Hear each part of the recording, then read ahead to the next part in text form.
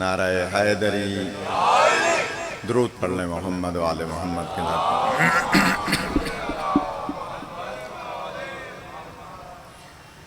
اعوذ باللہ من الشیطان اللعین الرجیم بسم اللہ الرحمن الرحیم الحمدللہ رب العالمین الصلاة والسلام علی سید الانبیاء والمرسلین وخاتم النبیین ابی القاسم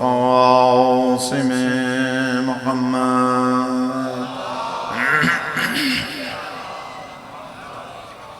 وآلہ الطیبین الطاہرین المعصومین المنتجابین المنتخبین ولعنۃ اللہ علی اعدائہم وغاصبی حقوقہم ومنکری فضائلہم اجمعین اما بعد وقال اللہ سبحانہ وتعالی فی کتابہ المجید وفرقانہ الحمید بسم اللہ الرحمن الرحیم والذی بعث فی الأمین رسولا منہم یتلو علیہم آیاتہ ویزکیہم وَيُعَلِّمُهُمُ الْكِتَابَ وَالْحِكْمَةَ وَإِنْ كَانُوا مِنْ قَبْلُ لَفِي ضَلَالٍ مُبِينٍ۔ درود پڑھ لیں محمد وعلم محمد وعلم۔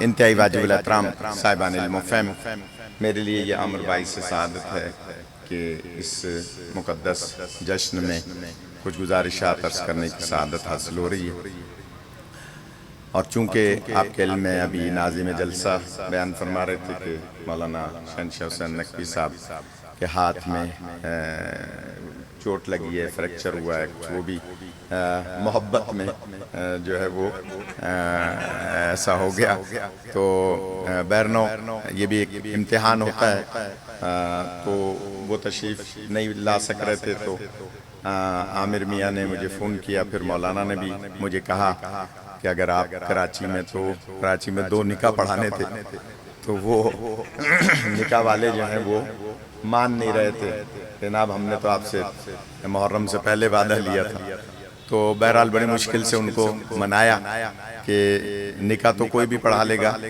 لیکن یہ تبلیغ ہے جو تبلیغ اہل بیت ہے، تو یہ اس تبلیغ کے لیے آپ ہمیں اجازت دے دیں دل سے، تو بہرحال انہوں نے اجازت دے دی۔ تھوڑی سی آواز تیز کریں کیونکہ میرے چیخنے چلانے کی عادت نہیں ہے، تو کم از کم مائک تیز ہونا چاہیے، تھوڑی سی آواز تیز رکھیے گا۔ قرآن مجید فرقان حمید کی اجازت ہے تو چند جملے عرض کیے جائیں، تھوڑا سا میرے ساتھ ہوں ہاں کرنا ہوگا کیونکہ یہ کھلی فضا ہے نا، تو کھلی فضا میں پڑھنے والے کو پتہ نہیں چلتا کہ کہاں کہاں سے رسپانس آ رہا ہے، کہاں کہاں سے داد آ رہی ہے، تو اس لیے آپ کو تھوڑا سا منہ کھول کے بولنا پڑے گا، تو تب یا علی یا علی۔ پہلی بات تو یہ کہ مبارکباد کے مستحق ہیں شبیر صاحب اور جتنے بھی اس کے منتظمین ہیں کہ جو قوم میں معرفت نبی اور آل نبی پیدا کرنے کے لیے، بڑھانے کے لیے اس قسم کے جشن کا اور میلاد کا انعقاد کرتے ہیں، اس لیے کہ یہ جو ہم یہاں بیٹھ کر اپنا وقت صرف کر رہے ہیں، یہاں بیٹھ کر ہم اپنی انرجی صرف کر رہے ہیں، یہ بلا وجہ نہیں ہے، اس کے پیچھے بہت بڑے راز ہیں کہ ہم یہاں بیٹھ کے کیوں وقت دے رہے ہیں، اس کے پیچھے راز ہیں، تو بس ان رازوں میں سے کچھ راز میں کھولنے کی کوشش کروں گا اگر میں پہنچا سکا، کیونکہ دیکھ رہے ہیں کہ روڈ پر ہے، ظاہر ہے کہ روڈ چل رہا ہے، ٹریفک کی بھی آواز ہے اور مائک کی بھی آواز میں تھوڑی سی غربت ہے، اور میری آواز بھی چیخنے چلانے والی نہیں ہے، تو اب آپ کو میرا ساتھ دینا ہوگا اگر اجازت۔ قرآن مجید فرقان حمید کی مشہور و معروف سورہ جمعہ کی چند آیات میں نے تلاوت کرنے کا شرف حاصل کیا۔ رب الارباب ارشاد فرما رہا ہے هو الذی بعث فی الامیین رسولا منہم، وہ ہے کہ جس نے جاہلوں میں پڑھا لکھا رسول بھیجا۔ میں نے جملہ اللہ کہہ دیا آپ نے سن لیا. خدا آپ کو سلامت رکھے. ہم روز ہر جمعے کو تلاوت کرتے ہیں. جب جمعہ پڑھتے ہیں تو ہم یہ تلاوت کرتے ہیں. میں نے ترجمہ اپنے لحاظ سے کیا لیکن اس کے پیچھے دلائل ہیں. هو الذی بعث فی الامین رسولا منہم. وہ ہے هو الذی، وہ اللہ وہ ہے کہ جس نے امیین میں، اب امیین کا سب نے ترجمہ کیا ہے جاہلوں میں، جو پڑھے لکھے نہیں تھے، ان پڑھوں میں پڑھا لکھا رسول بھیجا. میں جملہ کہنا چاہ رہا ہوں. اس کا مطلب کیا ہوا؟ بہت سارے لوگوں نے اس کا ترجمہ غلط کیا کہ نعوذ باللہ جن میں سے منہم سے لیا، مطلب کہ جن میں سے رسول آئے ہیں وہ سب پڑھے لکھے نہیں تھے. تو نعوذ باللہ جب وہ پڑھے لکھے نہیں تھے تو نقل کفر نباشت سمجھانے کے لیے عرض کر رہا ہوں کہ نعوذ باللہ نبی بھی پڑھے لکھے نہیں تھے.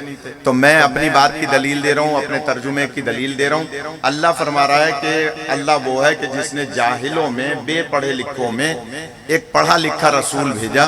اور اس کی دلیل کیا دی کہ وہ کرتا کیا ہے؟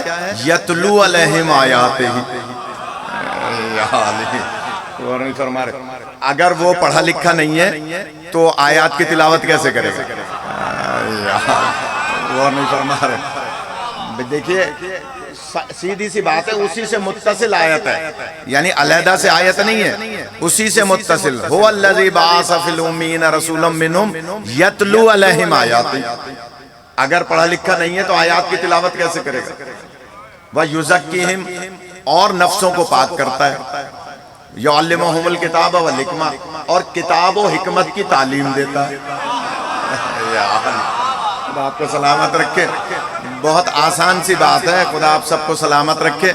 یعنی بچوں کے بھی سمجھ میں آ جائے بات. کہہ رہے ہیں کہ نعوذ باللہ پڑھنا لکھنا نہیں جانتے، تو اللہ کہہ رہا ہے اچھا کیونکہ انتہائی زیرک مجمع ہے، میں نے اندازہ لگا لیا، انتہائی دانشور مجمع ہے.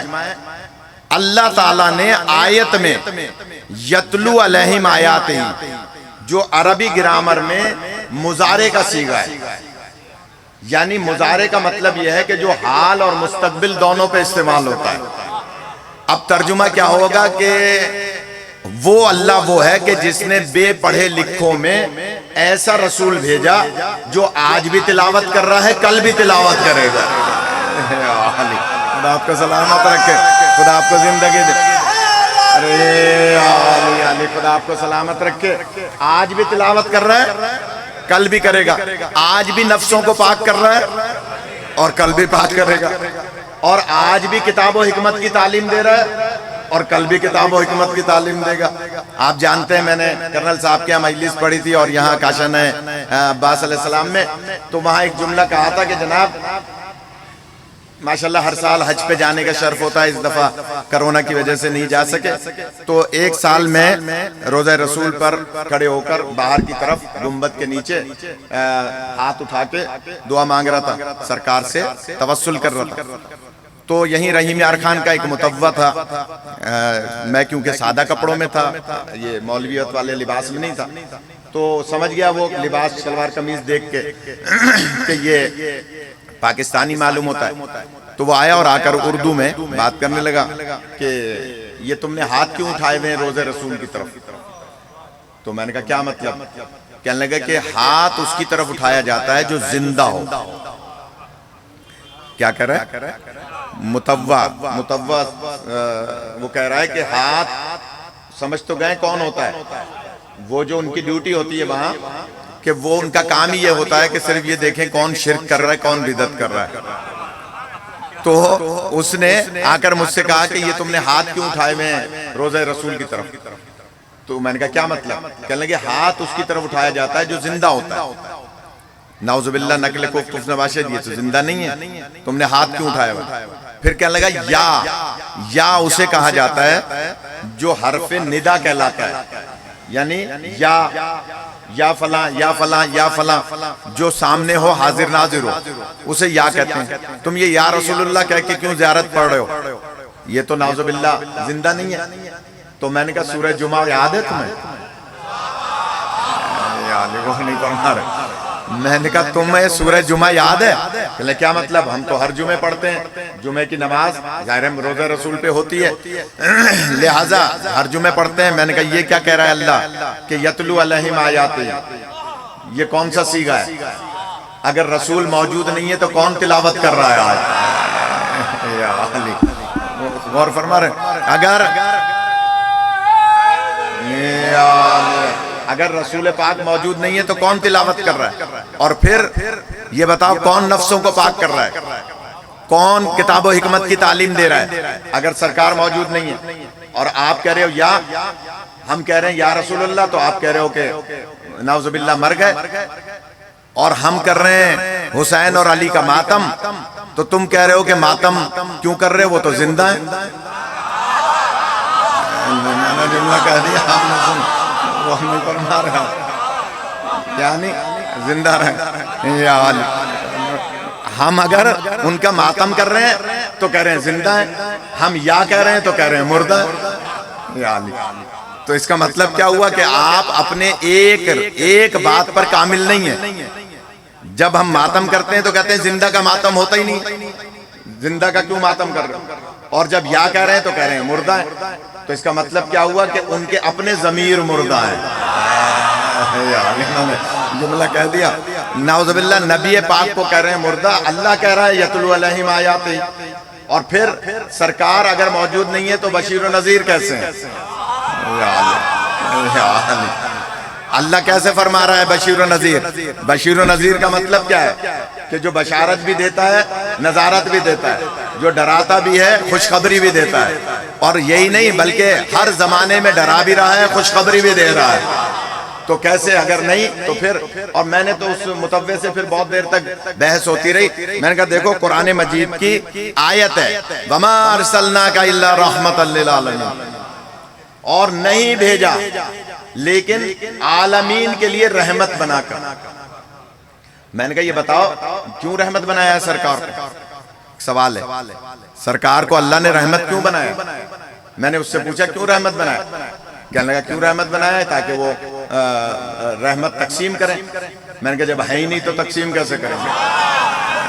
نہیں غور فرما بھائی، ابھی بہت سادہ باتیں، میرا انداز سادہ سا ہے کہ جناب ابھی شبیر صاحب بچے سے کہیں کسی سے کہ بھائی یہ بریانی کی تھیلیاں پڑی ہیں یا کرونا کی وجہ سے بیٹھ کے نہیں کھلا سکتے، بانٹ دینا، یہ تھیلیاں پڑی ہیں، یہ تمہارے حوالے کر رہا ہوں، اس کے اندر بریانی ہے، جب نیاز ہے کچھ بھی، یہ تمہیں دے رہا ہوں۔ دے تو دیں لیکن بانٹنے کا اختیار نہ دیں۔ اور نہیں فرما رہے تو پھر دینے کا فائدہ کیا؟ تو اللہ تعالیٰ نے اگر رحمت بنایا ہے اور رحمت بانٹنے کا اختیار نہیں ہے تو رحمت بنانے کا فائدہ ہے۔ میں بہت آسان الفاظ میں، جو اس طرف کرسیوں پہ بیٹھے ہیں وہ تھوڑا سا آمادہ ہو جائیں۔ مجھے اس نے عامر میاں نے کہا ہے کہ 2.5 گھنٹہ پڑھنا ہے آپ نے، تو ظاہر ہے یا علی، تو میں دیکھوں آپ کیسے سنتے ہیں۔ جو حضرات نیاز کے انتظار میں کھڑے ہیں وہ تھک جائیں گے، لہذا بہتر ہے اندر ہی آ کے بیٹھ جائیں تاکہ اللہ اکبر آپ سنیں گے اتنا پڑھیں گے کہ جناب رحمت للعالمین، اور یہاں آنے کے بعد رحمت نہیں بنایا، وہاں سے رحمت بن کر آئے۔ وَمَا أَرْسَلْنَاكَ إِلَّا رَحْمَةً لِّلْعَالَمِينَ، نہیں بھیجا لیکن عالمین کے لیے رحمت بنا کر۔ سادہ باتیں، عالمین کے لیے رحمت کیوں بنایا؟ تاکہ رحمت بانٹیں۔ تو اگر بانٹنے کا اختیار نہیں ہے تو پھر رحمت کا فائدہ کیا؟ اگلی بات کہہ دوں جلدی سے، رحمت بانٹنے کا اللہ اختیار بھی دے دے اور اس کے بعد اللہ علم نہ دے، اللہ علم نہ دے کہ کس کو کتنا بانٹنا ہے۔ اللہ خدا سلامت ہے کہ اللہ رحمت بانٹنے کا اختیار تو دے دے، علم نہ دے کہ کرنل صاحب کو کس چیز کی ضرورت ہے، آپ کو کس کی ضرورت ہے، آپ کو کس کی ضرورت ہے، اس کو کس کی ضرورت ہے۔ اس کا مطلب یہ ہوا کہ جو رحمت بانٹنے کا اختیار دے رہا ہے وہ کائنات کا علم بھی دے رہا ہے کہ کس کو کس چیز کی احتیاج ہے۔ خدا آپ کو سلامت رکھے۔ کس کو بیٹا چاہیے، کس کو بچی کو شادی ہونی ہے، کس کو روزگار چاہیے، کس کو صحت چاہیے، کیا چاہیے، یہ نبی کو اگر پتہ نہیں ہے تو اب پتہ چلا کہ نبی کو اللہ نے علم بھی کائنات کا عطا فرمایا۔ اچھا پھر پیچھے والے ذرا سا آمادہ ہو جائے تو جملہ کہوں، عالمین کے لیے رحمت بنایا اور 18,000 عالم ہے۔ اس کا مطلب ہے ہر عالم میں پہنچنے کا بھی اختیار ہے کہ کس کو کہاں کیا ضرورت ہے۔ خدا آپ کو سلامت رکھے، خدا آپ کو زندگی عطا فرمائے، خدا زندگی دے۔ 18,000 عالموں میں سرکار کو پہنچنے کا بھی اختیار ہے۔ تو اب مت کہنا کہ ہم یا رسول اللہ کہہ رہے ہیں تو مدد کیسے ہو رہی ہے۔ ہم یا رسول اللہ کہہ کے مدد ان سے کیوں حاصل کر رہے ہیں کہ اللہ نے ایک آیت میں اتنے فضائل بیان فرما دیے کہ آپ کو رحمت اس لیے بنایا عالمین کے لیے کہ آپ رحمت بانٹیں، رحمت تقسیم کریں، علم بھی دیا اور پھر کہلوا دیا کہ رب زدنی علما، اے اللہ میرے علم میں اضافہ فرما۔ اور بہت باریک بات کہنے جا رہا ہوں، بہت بڑا مسئلہ حل کروں گا۔ یہ ابھی ایئر وائی چینل پہ ایک پروگرام آ رہا تھا تو اس میں ایک سوال آیا کہ جناب یہ بتائیے کہ نبی پاک تو فرما رہے ہیں کہ یا اللہ میرے علم میں اضافہ فرما، تو یہ تو سمجھ میں نہیں آتا جب ساری کائنات سرکار کے سامنے بنی ہے تو پھر کون سا علم ہے جو سرکار کو نہیں ہے؟ یا اللہ میرے خیال میں چھوڑ دوں گا بھائی، جب کائنات آپ کے سامنے بنی ہے تو علم تو آپ کے سامنے ہے نا سارا، تو پھر کون سا علم ہے جس کے لیے نبی دعا فرما رہے ہیں اور اللہ نے آیت نازل فرما دی کہ رب زدنی علما، اے رب میرے علم میں اضافہ فرما۔ ہمارے استاد گزرے ہیں مولانا محمد قاسم زیدی علی اللہ مقامہ، بہت بزرگ عالم تھے، ان کی ایک کتاب مدرسوں میں پڑھائی جاتی ہے احسن العقائد کے نام سے۔ اس کتاب کے وہ گویا شرح کرنے والے ہیں، کتاب تو علامہ حلی کی ہے، شرح انہوں نے کی ہے۔ ہمارے استاد تھے خیرپور میں سلطان المدارس میں۔ میں نے ان سے ایک دفعہ پوچھا سرکار یہ بات سمجھ میں نہیں آ رہی، کائنات تو نبی کے سامنے بنی ہے، عالمین میں سرکار رحمت بانٹتے ہیں، عالمین میں جانے کا بھی اختیار ہے، عالمین کا علم بھی ہے، اس لیے تو رحمت بنایا اللہ نے، پھر یہ دعا کیوں فرما رہے ہیں کہ میرے علم میں اضافہ فرما؟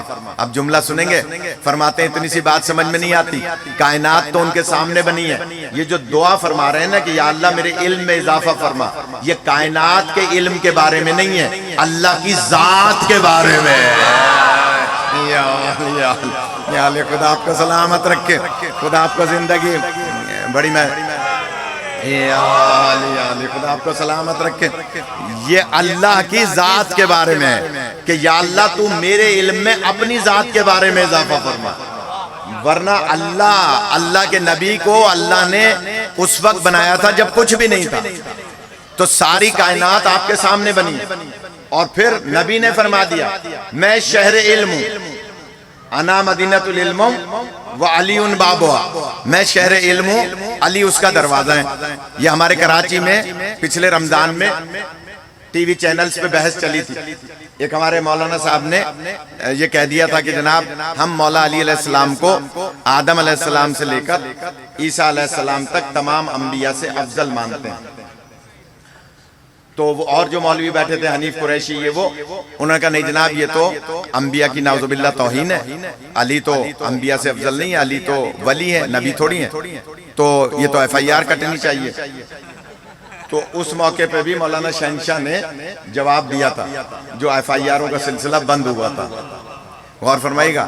تو ہم نے ان سے کہا جناب اتنی سی بات سمجھ میں نہیں آتی، حالانکہ وہ فضیلت والی حدیث موجود ہے نبی پاک میں کہ اگر آدم کے بارے میں جاننا ہے تو علی کو دیکھو، یا علی میں اس طرف جا نہیں رہا ہوں کہ میرے موضوع میں نہیں ہے، لیکن میں صرف اتنی سی بات عرض کر رہا ہوں کہ جناب مولا علی علیہ السلام تمام سابقہ انبیاء سے افضل ہیں.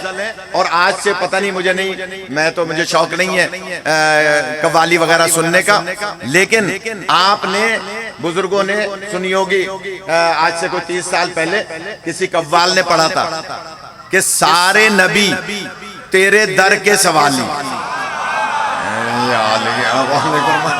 لے جانا چاہ رہا، یہ آپ نے سنا ہے نہیں سنا؟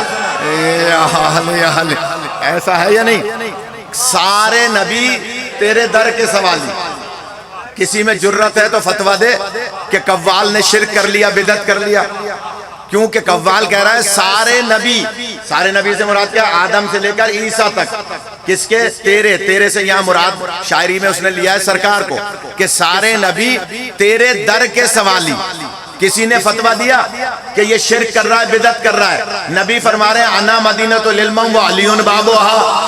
اور قوال کہہ رہا ہے سارے نبی تیرے در کے سوالی، اور نبی کہہ رہے ہیں میرے در کو علی کہا جاتا ہے.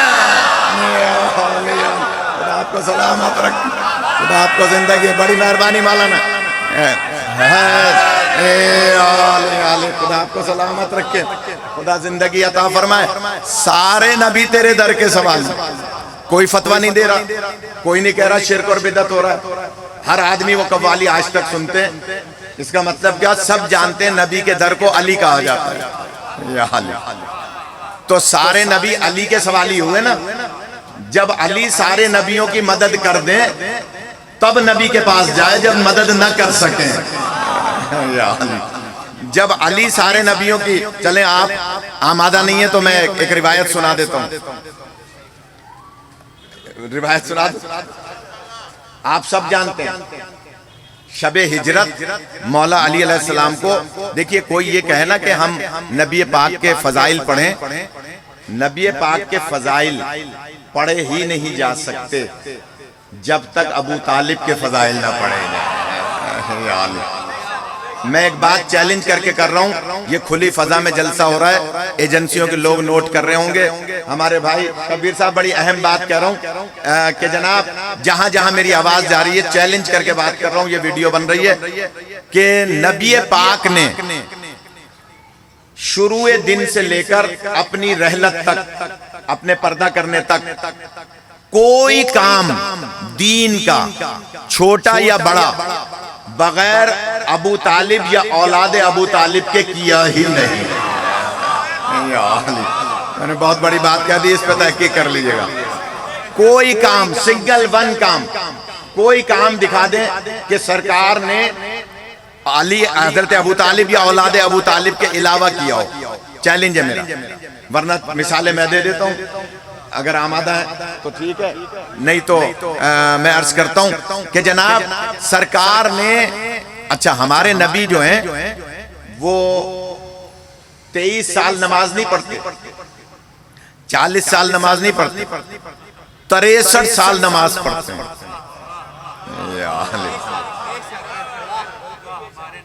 ہمارے نبی جب دنیا میں آئے تھے نا تو آتے ہی سجدہ الہی میں گئے تھے.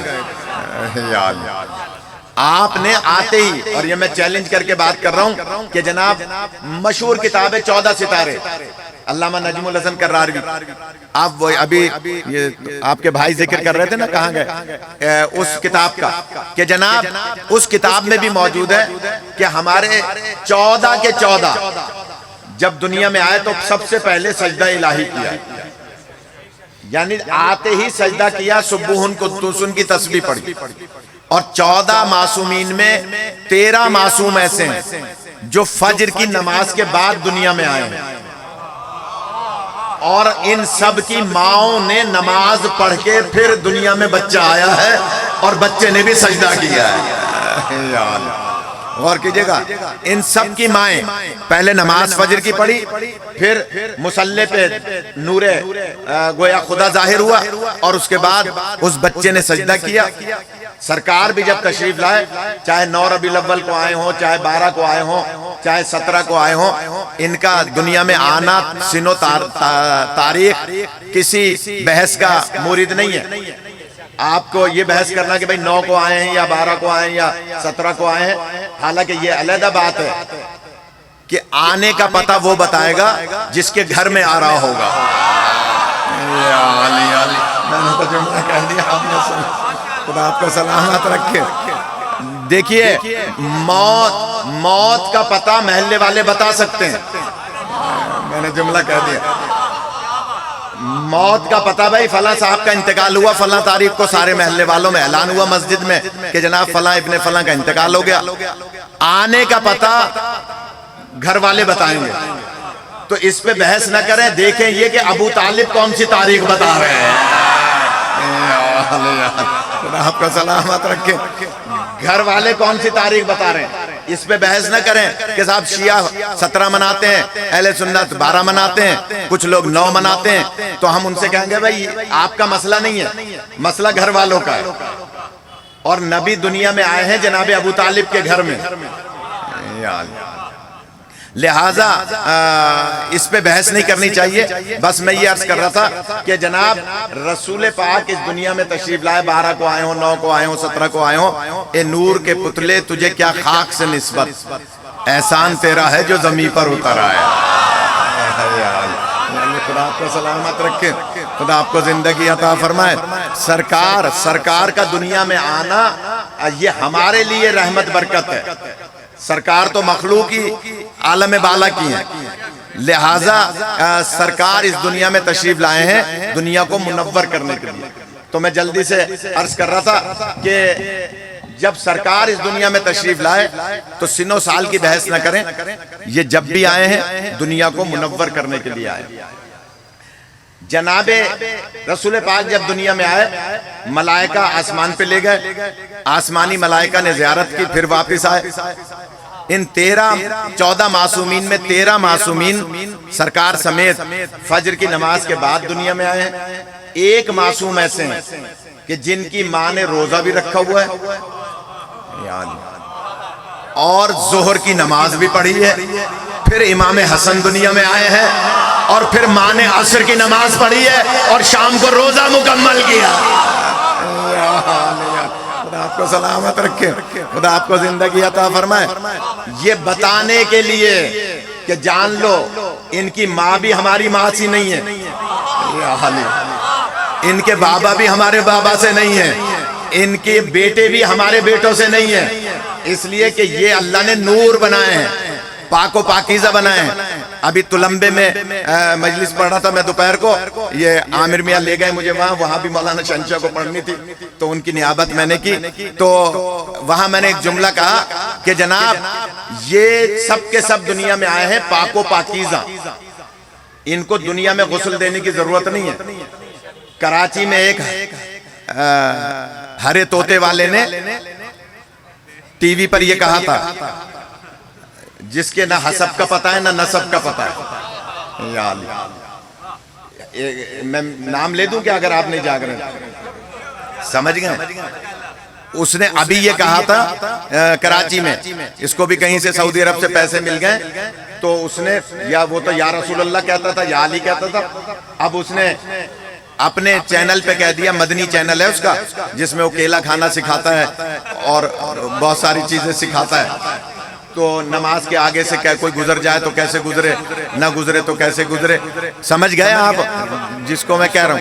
اس نے ٹی وی پر بیٹھ کر یہ کہا مدنی چینل پہ کہ نعوذ باللہ مولا حسین علیہ السلام، نعوذ باللہ معاذ اللہ نقل کفت نباشت، کہ مولا حسین کی تو نماز ہی صحیح نہیں تھی، اس لیے کہ ان کے خون نکلا ہوا تھا اور ان کے بعد پانی تو تھا نہیں جو وضو کر لیتے، یعنی نعوذ باللہ مولا حسین کی نماز پر اعتراض کر رہا ہے۔ جملہ کہوں، مولا حسین اور حسین کے نانا اور حسین کے بابا پر وہی اعتراض کرتا ہے جو حسب نسب کا مشکوک ہوا کرتا ہے۔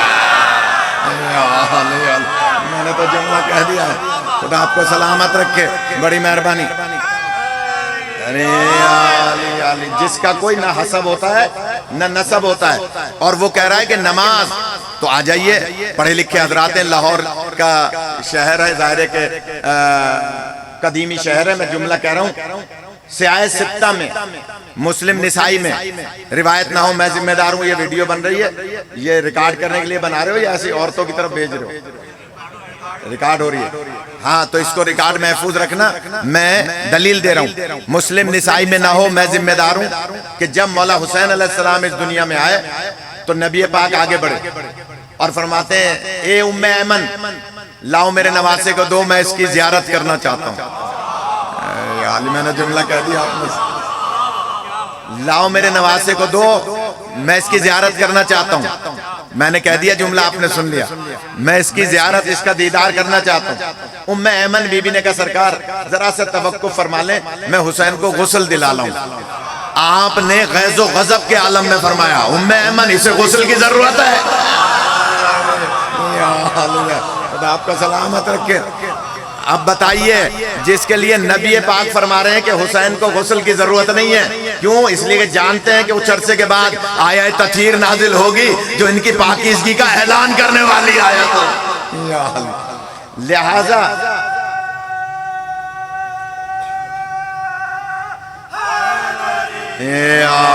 علی چلیں, تقریباً میں نے یوں سمجھ لیے کہ 40-45 یا علی اللہ اکبر یا رسول اللہ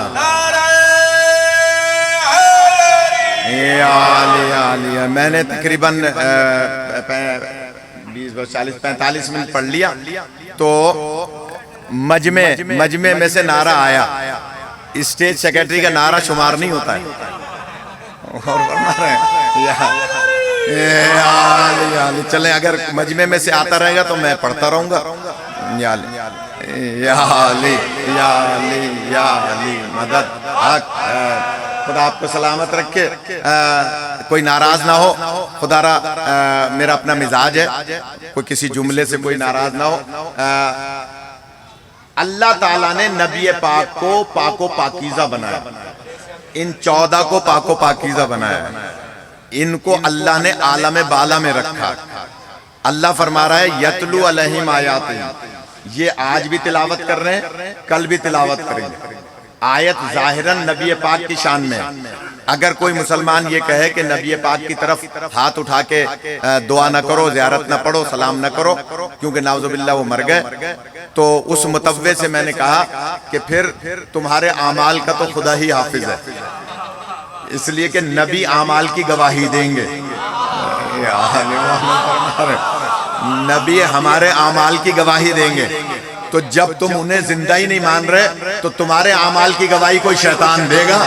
نبی تو اس کے اعمال کی گواہی دیں گے جو انہیں زندہ مان رہا ہوگا. خدا آپ کو سلامت رکھے, خدا آپ کو زندگی عطا فرمائے. اس کے علاوہ جو انہیں مانے گا کہ ہاں موجود ہیں, انہی کے اعمال کی وہ گواہی دیں گے, انہی کی شفاعت فرمائیں گے.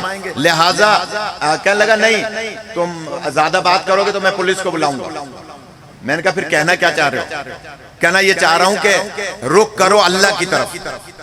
کیا کہہ رہا؟ رخ کرو اللہ کی طرف. میں نے کہا اب دیکھیں یہ لکھنوی جملہ ہے, میں دیکھوں کیسے سنتے ہیں. کہنے لگا کہ رخ کرو اللہ کی طرف. میں نے کہا اللہ کی طرف کون سی ہے؟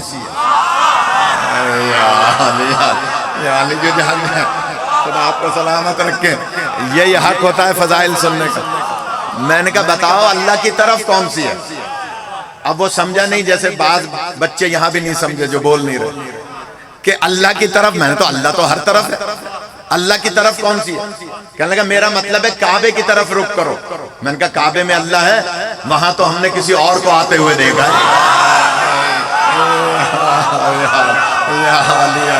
خدا آپ کو سلامت رکھے. خدا آپ کو سلامت رکھے. کہہ رہے ہیں کہ جناب اللہ کی طرف کرو, تو اللہ کی طرف تو ساری طرف ہے. کہنے لگا نہیں خانہ کعبہ کی طرف. میں نے کہا وہاں تو کوئی اور آیا, اور جب تک وہ آ نہیں گیا تھا رسول نے اعلان رسالت نہیں کیا تھا. میں نے پہلے جملہ کہہ دیا کہ نبی نے حضرت ابو طالب اور اولاد ابو طالب کے علاوہ کوئی کام نہیں کیا. یہی سبب ہے کہ جب دنیا میں تشریف لائے اور اس کے بعد آپ 6.5 سال کے تھے, بعض روایات میں 6 سال کے تھے, تو حضرت عبد المطلب اس دنیا سے جانے والے تھے. حضرت عبد المطلب کو الہام ہوتا تھا, الہام. یہ کبھی موقع ملے گا تو عرض کروں گا حضرت عبد المطلب کے فضائل. ایک کتاب چھپی ہے جس کا نام ہے قریش کا مرد حق. کتاب کا نام ہے, اتنی موٹی کتاب ہے, قریش کا مرد حق. وہ کتاب بھی ہر گھر میں ہونی چاہیے. اس میں لکھا ہے کہ جناب عبد المطلب نے اپنے بیٹوں کو بٹھایا, 9 بیٹے موجود تھے اس وقت, 9 بیٹوں کو بٹھایا اور اپنے پوتے کو بلایا جو کائنات کے نبی تھے, جو عالمین کے لیے رحمت بن کر آئے تھے. یہاں آ کے رحمت نہیں بنے, رحمت بن کر وہاں سے آئے تھے. انہیں بلایا اور کہا اے میرے پوتے, اے یتیم عبداللہ, یہ تمہارے چچا بیٹھے ہیں, ان چچاؤں میں سے کسی چچا کی گود کو اپنی سرپرستی کے لیے قبول کر لو. تھوڑا سا جاگنا پڑے گا. اپنے چچاؤں میں سے, یہ چچا بیٹھے ہیں 9 لائن سے, حضرت عبد المطلب نے بٹھا دیا بیٹوں کو, ان میں سے جس کی چاہو گود کو اپنی سرپرستی کے لیے. معمولی بات نہیں ہے, رحمت للعالمین ہے, جو عالمین کے لیے رحمت بن کر آئے ہیں. وہ سیرت ابن ہشام میں یہ روایت ہے, لاہور جیسا شہر ہے اس لیے میں حوالے دے رہا ہوں, ریکارڈ ہو رہا ہے سیرت ابن ہشام میں کہ اس وقت حضرت نبی پاک نے رحمت للعالمین نے ایک چچا کو دیکھا, دوسرے کو, تیسرے کو, چوتھے کو, 5ویں کو, 6ٹھے کو, 7ویں کو, 8ویں کو, آخر میں جناب ابو طالب بیٹھے تھے, جا کے ان کی گود میں بیٹھ گئے. خدا آپ کو سلامت رکھے. جیسے ہی گود میں بیٹھے, حضرت عبد المطلب نے اعلان کیا کہ اے میرے بیٹو, میرے پوتے نے یتیم عبداللہ نے ابو طالب کی گود کو اپنی سرپرستی کے لیے قبول کیا ہے. اب جملہ کہوں گا میں, جو حضرات کھڑے ہیں وہ بیٹھ جائیں, ابھی مجھے 2-2.5 گھنٹے پڑھنا ہے, تھک جائیں گے, لہٰذا ان کے لیے میں جملہ کہہ رہا ہوں.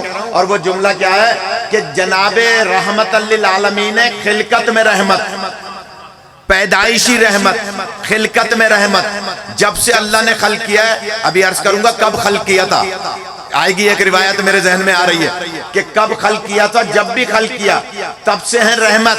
جملہ کہہ رہا ہوں میں, رحمت للعالمین, جس کو اپنے لیے رحمت سمجھیں اسے ابو طالب کہا جاتا ہے. خدا آپ کو سلامت رکھے, خدا آپ کو زندگی عطا فرمائے. یہی حق ہوا کرتا ہے فضائل سننے کا. خدا آپ کو زندگی دے. مولا سلام.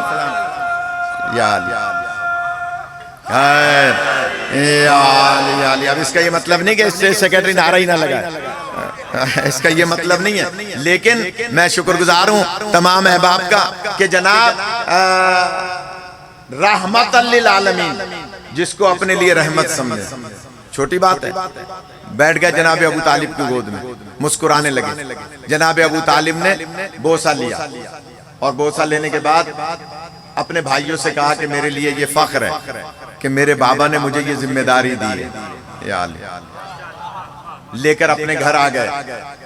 نبی پاک کو 53 سال جناب فاطمہ بنت اسد نے پالا ہے. یا 53 سال جناب فاطمہ بنت اسد نے پالا ہے, اور 43 سال جناب ابو طالب نے پالا ہے. اور فرما رہے ہیں 43 سال 43 اور 53 سال جناب فاطمہ بنت اسد نے پالا ہے. جناب رسول خدا کو حضرت ابو طالب اور بی بی فاطمہ بنت اسد سلام اللہ علیہ پال رہے ہیں. اچانک, یہ بھی سیرت ابن ہشام میں, اچانک مکے کے کفار دوڑے ہوئے آئے اور آ کر جناب ابو طالب کا دروازہ کھٹکھٹایا اور کہا اے ابو طالب, بہت عرصہ ہو گیا بارش نہیں برسی ہے. خدا تھوڑا سلامت رکھے. سیرت ابن ہشام میں, نہ حضور میں ذمہ دار ہوں, خاص دعا کا طالب ہوں بزرگوں سے, کہا کہ سیرت ابن ہشام میں ابو طالب بہت عرصہ ہو گیا بارش نہیں برسی ہے. پہلے بھی جب کبھی مکے میں قحط پڑتا تھا تو ہم آپ کے بابا کے پاس آتے تھے اور آپ کے بابا خانہ کعبہ کی دیوار سے ٹیک لگا کے دعا مانگتے تھے اور بارش ہو جاتی تھی. اب آپ کے بابا انتقال کر گئے, آپ ہیں کلید بردار کعبہ, آپ ہیں سید البطحا. خدا آپ کو سلامت رکھیں. آپ ہیں سید البطحا, آپ ہیں کلید بردار کعبہ, لہٰذا آپ دعا فرمائیں تاکہ بارش برسے اور مکے سے قحط ختم ہو. حضرت ابو طالب نے بدلہ کیسا دیا؟ حل جزاء الاحسان الا الاحسان. اپنے رحمت بھتیجے کو گود میں اٹھایا.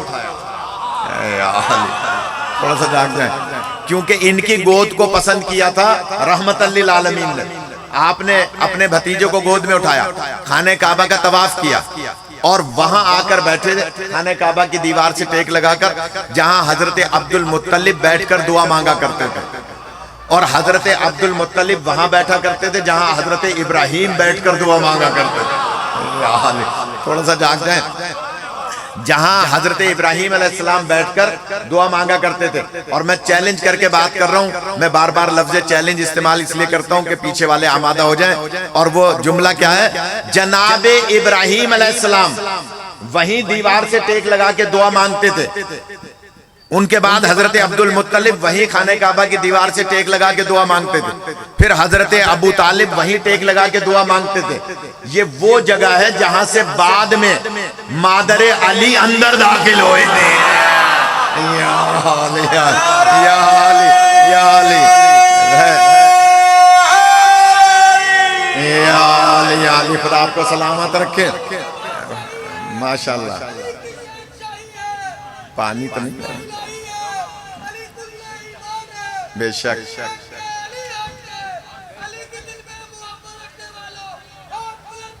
یا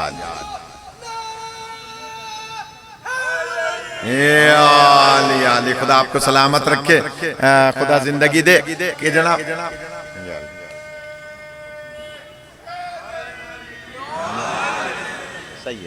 اللہ سلامت رکھے. جناب ابو طالب گود میں لے کر آئے, تھکے تو نہیں ہے, گود میں لائے اور خانہ کعبہ کا طواف کیا, اور وہاں آ کر بیٹھے جہاں پر آپ کے بابا اور آپ کے جد حضرت ابراہیم علیہ السلام بیٹھا کرتے تھے, جہاں بعد میں حضرت ابو طالب کی زوجہ نیا در بنوا کے اندر داخل ہوگی. میں جملہ کہہ دوں, آج بھی جب ہم حج پر جاتے ہیں تو سارا سال غلاف نیچے پڑا رہتا ہے, خانہ کعبہ کا غلاف نیچے رہتا ہے سارا سال. جب 35 لاکھ کا 30 لاکھ کا مجمع ہو جاتا ہے, کیپ پر مجمع ہوتا ہے حاجیوں کا, تو وہی متوع اس خانہ کعبہ کے غلاف کو آدھے تک کر دیتے ہیں, دیوار تک, آدھی دیوار تک اونچا کر دیتے ہیں لپیٹ کے, پیچھے سفید رنگ کا کپڑا لپیٹ کے اونچا کر دیتے ہیں. میں نے ایک سال طواف کے دوران ایک متوع سے پوچھا کہ بھئی یہ اوپر کیوں کر رہے ہو آپ؟ کہنے لگے کہ وہ ہندوستان, پاکستان, بنگلہ دیش کے لوگ آتے ہیں اور دھاگے نوچ نوچ کے لے جاتے ہیں, اور ہاتھ میں باندھتے ہیں, گلے میں ڈالتے ہیں اور بدعت کرتے ہیں. اس لیے ہم یہ غلاف اوپر کر دیتے ہیں. تو میں نے کہا کہ ظاہراً تو یہ دھاگے نوچنے کی تمہارے ذہن میں بات آئی ہے, حقیقتاً تو اللہ آپ سے یہ غلاف اوپر کرا رہا ہے کہ جب 35 لاکھ کا مجمع آئے اور یہاں سے گزرے تو پوچھے یہ نشان کس چیز کا ہے. خدا آپ کا سلامت رکھے. پوچھتے ہیں لوگ, پوچھتے ہیں بھئی یہ نشان کس بات کا ہے, یہ سونے چاندی کی کیلیں کیوں ٹھوکی ہوئی ہیں یہاں پر, یہ بار بار کیوں گر جاتا ہے, وہ بلاک. تو پتہ چلتا ہے پھر ہم جیسا کوئی وہاں ہوتا ہی ہے اللہ کی مہربانی سے, وہ بتا دیتا ہے کہ بھئی یہاں سے مادر علی اندر داخل ہوئی تھی. یہ نشان آج تک موجود ہے, اور نشان کی نشاندہی کی تھی ابراہیم علیہ السلام نے. وہاں بیٹھ کر خانہ کعبہ سے اور دعا کیا کرتے تھے. تو آج جناب ابو طالب آئے اور وہاں طواف کر کے بیٹھ گئے, اور اس کے بعد کیا کیا, غور کیجئے گا, گود میں بٹھایا رحمت للعالمین کو, کیونکہ انہوں نے ان کی گود کو پسند کیا تھا. بٹھانے کے بعد دونوں ہاتھوں کو اس طرح سے بلند کیا بلا تشبیہ, میری کیا بساط ہے, تشبیہ دے رہا ہوں, بلا تشبیہ, کہ دونوں ہاتھوں کو یوں بلند کیا اور گود میں بیٹھے ہوئے رحمت سے فرمایا کہ اپنے دونوں ہاتھوں کو ان ہاتھوں کے اوپر رکھ دو. تھوڑا سا جاگ جائیں. یعنی حضرت ابو طالب نے ہاتھوں کو یوں بلند کیا, گود میں بیٹھے ہیں سرکار, اور فرمایا اپنے ننھے ہاتھ میرے ہاتھوں کے ہاتھوں پر رکھ دو. اور جب رسول پاک نے دونوں ہاتھ حضرت ابو طالب کے ہاتھوں پر رکھے, تو اب حضرت ابو طالب نے آسمان کی طرف دیکھ کے کہا, اے بار الہ, اے قادر مطلق, اے رحمت کائنات, اے خالق کائنات, تجھے واسطہ ہے اپنی اس رحمت کا. خدا آپ کو سلامت رکھے. حضور بڑے اللہ اکبر. یا رسول اللہ، یا علی علی، خدا زندگی عطا فرمائے۔ اے رحمت کائنات، اے رب الارباب، تجھے واسطہ ہے اس رحمت کا کہ آسمان سے رحمت نازل فرما۔ یا علی، جیسے ہی حضرت ابو طالب نے دونوں ہاتھ اپنے ہاتھوں پہ رکھوا کے رحمت کائنات کے اور دعا مانگی، تیز گہرے بادل جنہیں عربی میں غمامہ کہتے ہیں، غمامہ گہرے بادلوں کو کہتے ہیں جن میں کالا پن ہو، جن میں پانی زیادہ ہو، تیز کالے بادل آئے۔ جب بادل آ گئے مکے کے لوگ خوش ہوئے کہ ابو طالب کی دعا قبول ہو گئی اس رحمت کی وجہ سے۔ اب میں جملہ کہوں، اسی لیے ہم وسیلے کے قائل ہیں۔ جہاں جانا چاہ رہا ہوں، قائل ہم اپنی مرضی سے نہیں ہیں، قرآن کی آیت ہے، یا ایھا الذین آمنوا اتقوا اللہ وابتغوا الیہ الوسیلہ، اے صاحبان ایمان تقوی اختیار کرو اور اللہ تک پہنچنے کے لیے وسیلہ تلاش کرو۔ میں چیلنج کر رہا ہوں، پھر لفظ وابتغوا کی معنی، کوئی ناراض نہ ہو، وابتغوا کی معنی بند کمرے میں کسی وسیلے کو بنانا نہیں ہے، وابتغوا کی معنی ہے بنائے گا اللہ، تلاش کرنا کام مسلمان کا ہے۔ وابتغوا، تلاش کرو۔ اس لیے ہم دنیا والوں کو کہتے ہیں، آج جناب ابو طالب نے بتا دیا کہ یہ آئے ہیں میرے پاس کفار، میں لایا ہوں رحمت کو گود میں، اور پھر اپنے ہاتھوں پہ ہاتھ رکھوایا۔ اس کا مطلب ہے یہ بتا دیا وسیلہ بنے ہیں ابو طالب، دعا قبول ہوئی ہے رحمت للعالمین کی، اور آسمان سے بادل آئے۔ اب اگلی فضیلت سن لیں اگر تھکے نہیں ہیں تو۔ 3 آدمی کہہ رہے ہیں نہیں، اچھا چلیں، شکریہ، چلیں اب سبھی کہہ رہے ہیں تو سن لیں۔ جیسے بادل آیا حضرت ابو طالب فرماتے ہیں، اے کفار مکہ، دوڑو نہیں، بھاگو نہیں، یہ پہاڑ جو ہے نا غار ہرا، اس کے اس طرف جا کر برسے گا یہ بادل۔ یا اللہ، میں نے پڑھ دیا سیرت ابن ہشام میں، تاریخ طبری میں، یہ جن کتابوں سے میں پڑھ رہا ہوں، کہ یہ بادل برسے گا کہاں؟ غار ہرا کے اس طرف، پچھلی طرف، لہذا دوڑو نہیں۔ بادل ادھر آیا اور پھر اس طرف چلا گیا۔ تھوڑی دیر میں بادل آیا گہرا، اور لوگ دوڑنے لگے کہ بارش برسے گی، ہم بھیگ جائیں گے، گہرا بادل ہے۔ آپ فرماتے نہیں، یہ غار ثور کے اس طرف برسے گا۔ خدا سلامت رکھے، یہ غار ثور کے اس طرف برسے گا، تم دوڑو نہیں۔ تیسری دفعہ جب بادل آیا گہرا، آپ نے فرمایا اب اپنے اپنے گھروں کو چلے جاؤ، یہ یہیں برسے گا۔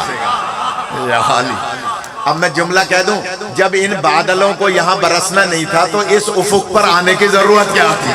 یا علی، جملہ کہوں، یہ بادل آ کر بتانا چاہتے ہیں کہ دنیا والوں ابو طالب کو معمولی نہ سمجھو، ابو طالب جانتا ہے کون سا بادل کہاں برسے گا۔ خدا آپ کو سلامت رکھے، خدا آپ کو زندگی عطا فرمائے۔ لہٰذا جناب ابو طالب کی گود کو رحمت للعالمین نے اپنے لیے رحمت سمجھا۔ ایک تجزیہ عرض کرنا چاہ رہا ہوں آپ کے ذوق کو دیکھ کے، یقین جانے دل سے دعا ہے۔ میں پوری رات نہیں سویا ہوں، میرپور خاص میں، حیدرآباد سے اندر جا کے جو میرپور خاص ہے وہاں رات 2 بجے تک ہم نے میلاد پڑھا، پھر کراچی آئے، وہاں سے فلائٹ لے کر یہاں گئے، پھر تلمبے چلے گئے، اور پھر یہ عامر میاں نے جو ہے وہ گھر پہ چائے پلائی، مجھے تھوڑی دیر لیٹنے کا موقع نہیں دیا، تو ہم کہہ تو رہا تھا لیکن ٹائم نہیں تھا، تو میرے پاس جتنی بھی 2 دن کی تھکاوٹ تھی نا، اس سے اگلی رات ہم نواب شاہ اور بچیری، سندھ کا شہر ہے، وہاں تھے، تو ساری تھکاوٹ دور ہو گئی آپ حضرات کے ذوق کو اور آپ کے شوق کو دیکھ کر۔ یہ میں سر پہ امامہ ہے، منبر پہ ذمہ داری سے کہہ رہا ہوں، یعنی میں آپ کی خوشامد نہیں کر رہا ہوں، پیش نماز ہوں، مجھے ضرورت نہیں ہے خوشامد کی، لیکن میں جملہ کہہ رہا ہوں کہ یقین جانے کرنل صاحب ساری تھکاوٹ دور ہو گئی، اب میں پڑھ سکتا ہوں 2-2.5 گھنٹے، ایسا نہیں ہے، لیکن مہربانی، خدا آپ کو زندگی عطا فرمائے۔ جب سرکار نے اعلان رسالت فرمایا، سرکار نے اعلان سرکار ہی پہ رہے گی بات کیونکہ میلاد ہے. حالانکہ مولا صادق علیہ السلام کے بھی میں فضائل پڑھنا چاہ رہا تھا، لیکن دیکھیں کہاں تک بات جاتی ہے کہ سرکار جب اس دنیا میں آئے اور آپ نے اعلان فرمایا قولوا لا الہ الا اللہ تفلحوا، تو کفار و مشرکین نے دعوت ذوالعشیرہ کے بعد، دعوت ذوالعشیرہ نہیں پڑھ رہا، اس میں بڑے لطیف نکات ہیں، پھر کبھی عرض کروں گا، لیکن اس کے بعد جب آپ نے بار بار گلی کوچوں میں اعلان کیا قولوا لا الہ الا اللہ تفلحوا، قولوا لا الہ الا اللہ تفلحوا، تو کفار و مشرکین نے آپ کے خلاف 3 سازشیں کی. کیا کی؟ 3 سازش. پہلی سازش یہ کی کہ جتنے بھی بڑے لوگ تھے، یعنی 40-45 سال کے بڑے لوگ، ان سے کہا کہ ایک دوسرے سے کہو کہ ان کے قریب نہ جانا، کیونکہ یہ ہیں نعوذ باللہ شاعر، شاعری کر کے وقت ضائع کریں گے. عورتوں سے کہا کہ ان کے قریب نہ جانا، یہ نعوذ باللہ ہیں جادوگر. اچھا آپ جانتے ہیں اگر کوئی مولوی بتا دے بھائی اس گلی میں جنات ہیں تو اس گلی میں کوئی خاتون نہیں جائے، ایسا ہے یا نہیں؟ تو اس کا مطلب کیا ہوا کہ خواتین کے لیے یہ جادو اور جنات اور یہ کمزوری ہوتی ہے، لہذا عورتوں کو کہا کہ ان کے نزدیک نہ جانا، نعوذ باللہ یہ جادوگر ہیں. چھوٹے بچوں سے کہا کہ ان کے نزدیک نہ جانا، یہ نعوذ باللہ مجنون ہے، تم ان کے پتھر ضرور مارنا نعوذ باللہ ان کو، لیکن ان کے قریب نہ جانا کیونکہ نعوذ باللہ یہ مجنون ہے. 3 سازشیں کی کفار نے. لوگ جہاں دور سے دیکھتے تھے سرکار کو راستہ بدل لیتے. کوئی خاتون دیکھتی تھی وہ بندہ آ رہا ہے جو کہہ رہا ہے کہ ایک اللہ کی عبادت کرو، لات و منات و حبل اور عزا کی پوجا چھوڑ دو اور وحدہ لا شریک کو مانو، وہ آ رہا ہے، راستہ کاٹ لیتے تھے. غور کیجئے گا، ایک عورت لکڑیاں لے کے جا رہی تھی سر پر اور ضعیفہ تھی، اس سے لکڑیاں اٹھ نہیں رہی تھی، کبھی گر رہی تھی، کبھی رکھ رہی تھی، کبھی اٹھا رہی تھی. سرکار آگے بڑھے، یہ سرکار کو پہچانتی نہیں تھی یہ کون ہے، اور فرمایا اے ضعیفہ اگر اجازت دو تو یہ لکڑیاں میں تمہارے گھر تک پہنچاؤں. تھوڑا سا جاگ جائے. اس نے کہا کہ ہمارے یہاں تو عورتوں پہ ظلم کیا جاتا ہے، آپ کون ہیں جو یہ میری مدد کر رہے ہیں؟ آپ نے فرمایا اجازت دو. اس نے کہا ہاں اجازت ہے. لکڑیاں سرکار نے اٹھائیں اور اس کے گھر کے دروازے تک لائے، دروازے پہ ٹھہر گئے. فرمایا اجازت ہے میں اندر داخل ہو جاؤں؟ تھوڑا سا جاگ جائیں. نبی نے ہمیں بتایا ہے کہ کسی کے دروازے پر بغیر اجازت کے داخل نہیں ہوا جاتا ہے. اب اس پہ آپ غور کر لیجئے گا کہ کون کون بغیر اجازت کے دروازوں پر گئے ہیں. جو پہنچ جائے وہ پہنچ جائے. میں نے جملہ کہہ دیا. لہٰذا دروازے پہ کھڑے ہو کے سرکار نے، جبکہ وہ ساتھ ہے، ضعیفہ ہے، اور وہ کہتی آ رہی تھی کہ میرا کوئی بھی نہیں ہے، میں اکیلی ہوں، اس کے باوجود جانتے تھے گھر میں کوئی نہیں ہے، مگر اس سے پوچھا دروازے پر اجازت ہے میں اندر داخل ہو جاؤں؟ اس نے کہا ہاں آپ اندر رکھ دیجئے لکڑی. جب لکڑیاں سرکار نے اس کے جو بھی بورچی خانہ تھا جہاں رکھنی تھی وہاں رکھ دی، تو اب وہ خاتون کہتی ہے کہ میں آپ کے اس محنت اور اس تکلیف کے بدلے میں پیسے تو نہیں دے سکتی، کیونکہ میرے پاس پیسے ہوتے تو میں لکڑی خرید کے استعمال کرتی، جنگل سے لائی ہوں، میں غریب ہوں، میرے پاس پیسے نہیں ہیں. البتہ جتنی بھی اجرت میں کسی لانے والے کو دیتی اس سے ڈبل اجرت کا ایک مشورہ دینا چاہتا ہوں. تھوڑا سا جاگ جائیں. میرے خیال میں بھوک لگ رہی ہے لوگوں کو، بعد میں ہے کچھ نیاز ہو. اچھا تو بس آمادہ رہیں. کہا کہ جناب میں اس سے ڈبل اجرت کی کا مشورہ دینا چاہتا ہوں. آپ فرماتے ہیں بسم اللہ، بتائیے کیا مشورہ ہے؟ وہ کہتی ہے کہ ہمارے شہر میں کسی نے اعلان کیا ہے کہ ایک اللہ کی عبادت کرو. تھوڑا سا جاگ جائیں. ہمارے شہر میں کسی نے اعلان کیا ہے کہ ایک اللہ کی عبادت کرو، بتوں کو نہ پوجو. یہ ہم دیکھو میرے گھر میں بت رکھے ہیں، ان کو منع کر رہے ہیں، لہٰذا آپ کو میں مشورہ دے رہی ہوں ڈبل قیمت کا، اور وہ مشورہ یہ ہے کہ اس مرد کے قریب مت جانا. خدا آپ کو سلامت رکھے. یہی حق ہوتا ہے فضائل سننے کا. جملہ کہوں؟ دیکھیں زلفوں کا ذکر کرنا آسان ہے، سرکار کے فضائل پڑھنا مشکل کام ہے. ایک جملہ کہہ دوں, ابھی ربیع الاول کی 12 گزری ہے نا, جگہ جگہ ذکر ہو رہا ہے سرکار کی زلفوں پہ لاکھوں سلام. معذرت کے ساتھ جملہ کہوں, زلفوں کا تذکرہ سب کرتے ہیں, ان کا تذکرہ نہیں کرتے جن کے ہاتھوں میں زلفیں تھیں. یا علی, میں نے تو جملہ کہہ دیا. خدا آپ کو سلامت رکھے, بڑی مہربانی.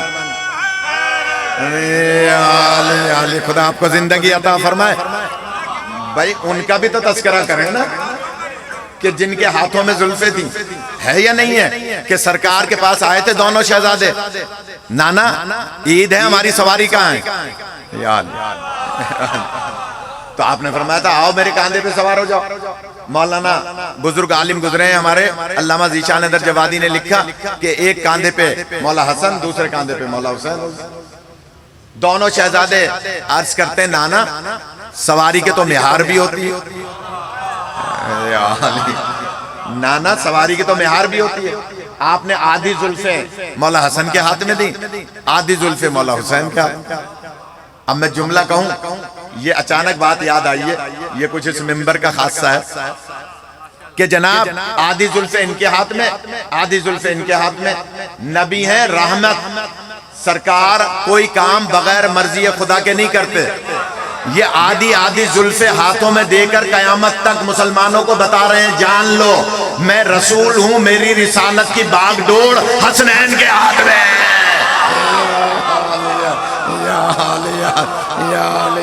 خدا آپ کو سلامت. اللہ بڑی مہربانی.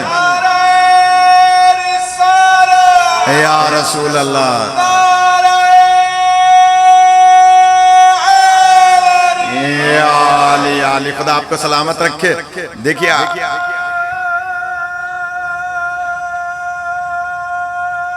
زندہ رہیں.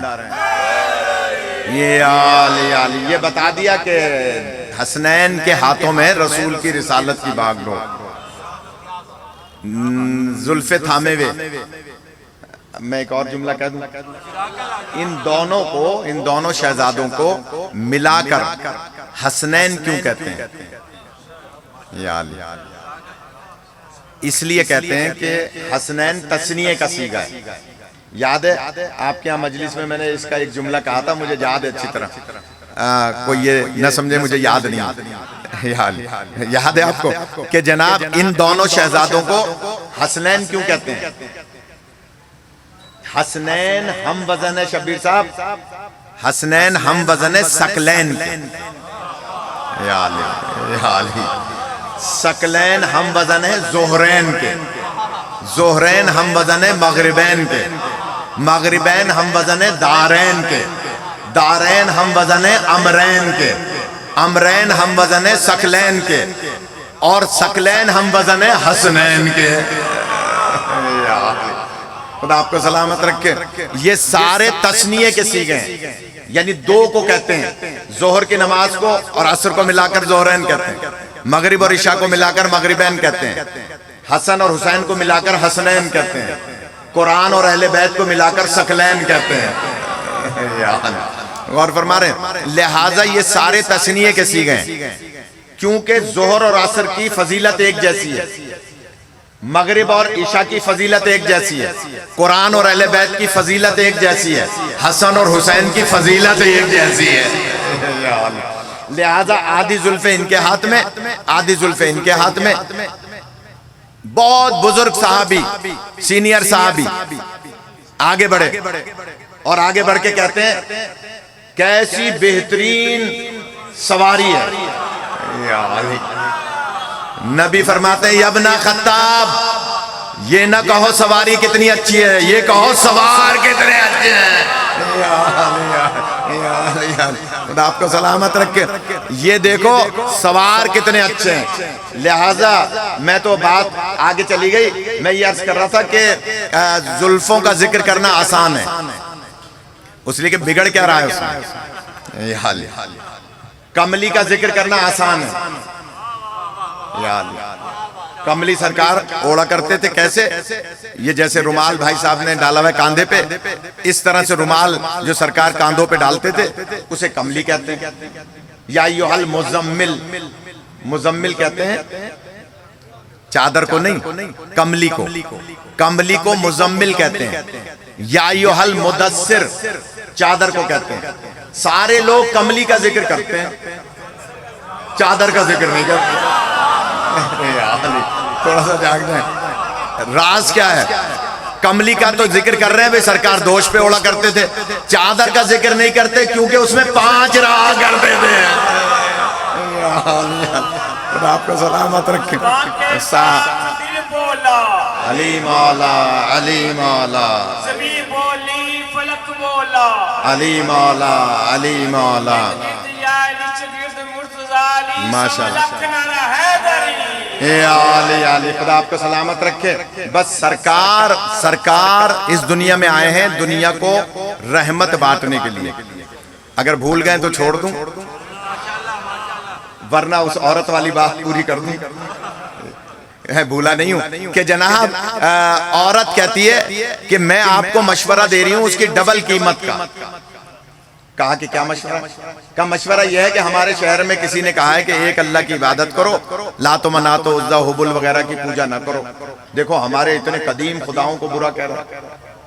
جملہ سنیے گا، فرماتے ہیں کیا کہتی ہو، کیا مشورہ ہے؟ کہا اس کے نزدیک مت جانا۔ سرکار نے مسکرا کے فرمایا میری مجبوری ہے، میں اس سے جدا نہیں رہ سکتا۔ یا علی، تھوڑا سا جاگ جائیں، خدا آپ کو سلامت رکھے۔ میری مجبوری ہے، میں اس سے جدا نہیں رہ سکتا۔ گھبرائی، کہنے کیا مطلب جدا نہیں رہ سکتے؟ آپ کے ساتھ اس وقت تو وہ نہیں ہے؟ فرماتے ہیں اس وقت بھی ہے ساتھ۔ یا علی، کا کیا مطلب؟ کہا میں ہی تو وہ ہوں جس نے کہا ہے ایک اللہ کی عبادت۔ یا علی، خدا آپ کو سلامت رکھے۔ تو اس وقت اس خاتون نے ایک جملہ کہا، پھر ایک فضیلت کی بات ہے، اب آپ واقعی تھک رہے ہیں کہ جناب سرکار فرماتے ہیں کہ میں ہی وہ ہوں جس نے یہ اعلان کیا ہے۔ وہ عورت کہتی ہے یہ بتائیں یہ جو آپ نے عمل کیا ہے وہ وہاں سے لے کے یہاں تک میری لکڑیاں، بھاری لکڑیاں اٹھا کے لائیں، یہ جو عمل کیا ہے یہ آپ کا ذاتی فعل ہے یا آپ کا دین یہی کہتا ہے؟ خدا آپ کو سلامت رکھے۔ یہ آپ کا ذاتی فعل ہے یا آپ کا دین یہی کہتا ہے؟ جو کام آپ نے کیا یہی دین کہتا ہے کرنے کا؟ سرکار مسکرا کے فرماتے ہیں میں دین سے جدا نہیں، دین مجھ سے جدا نہیں۔ آپ کو سلامت رکھے۔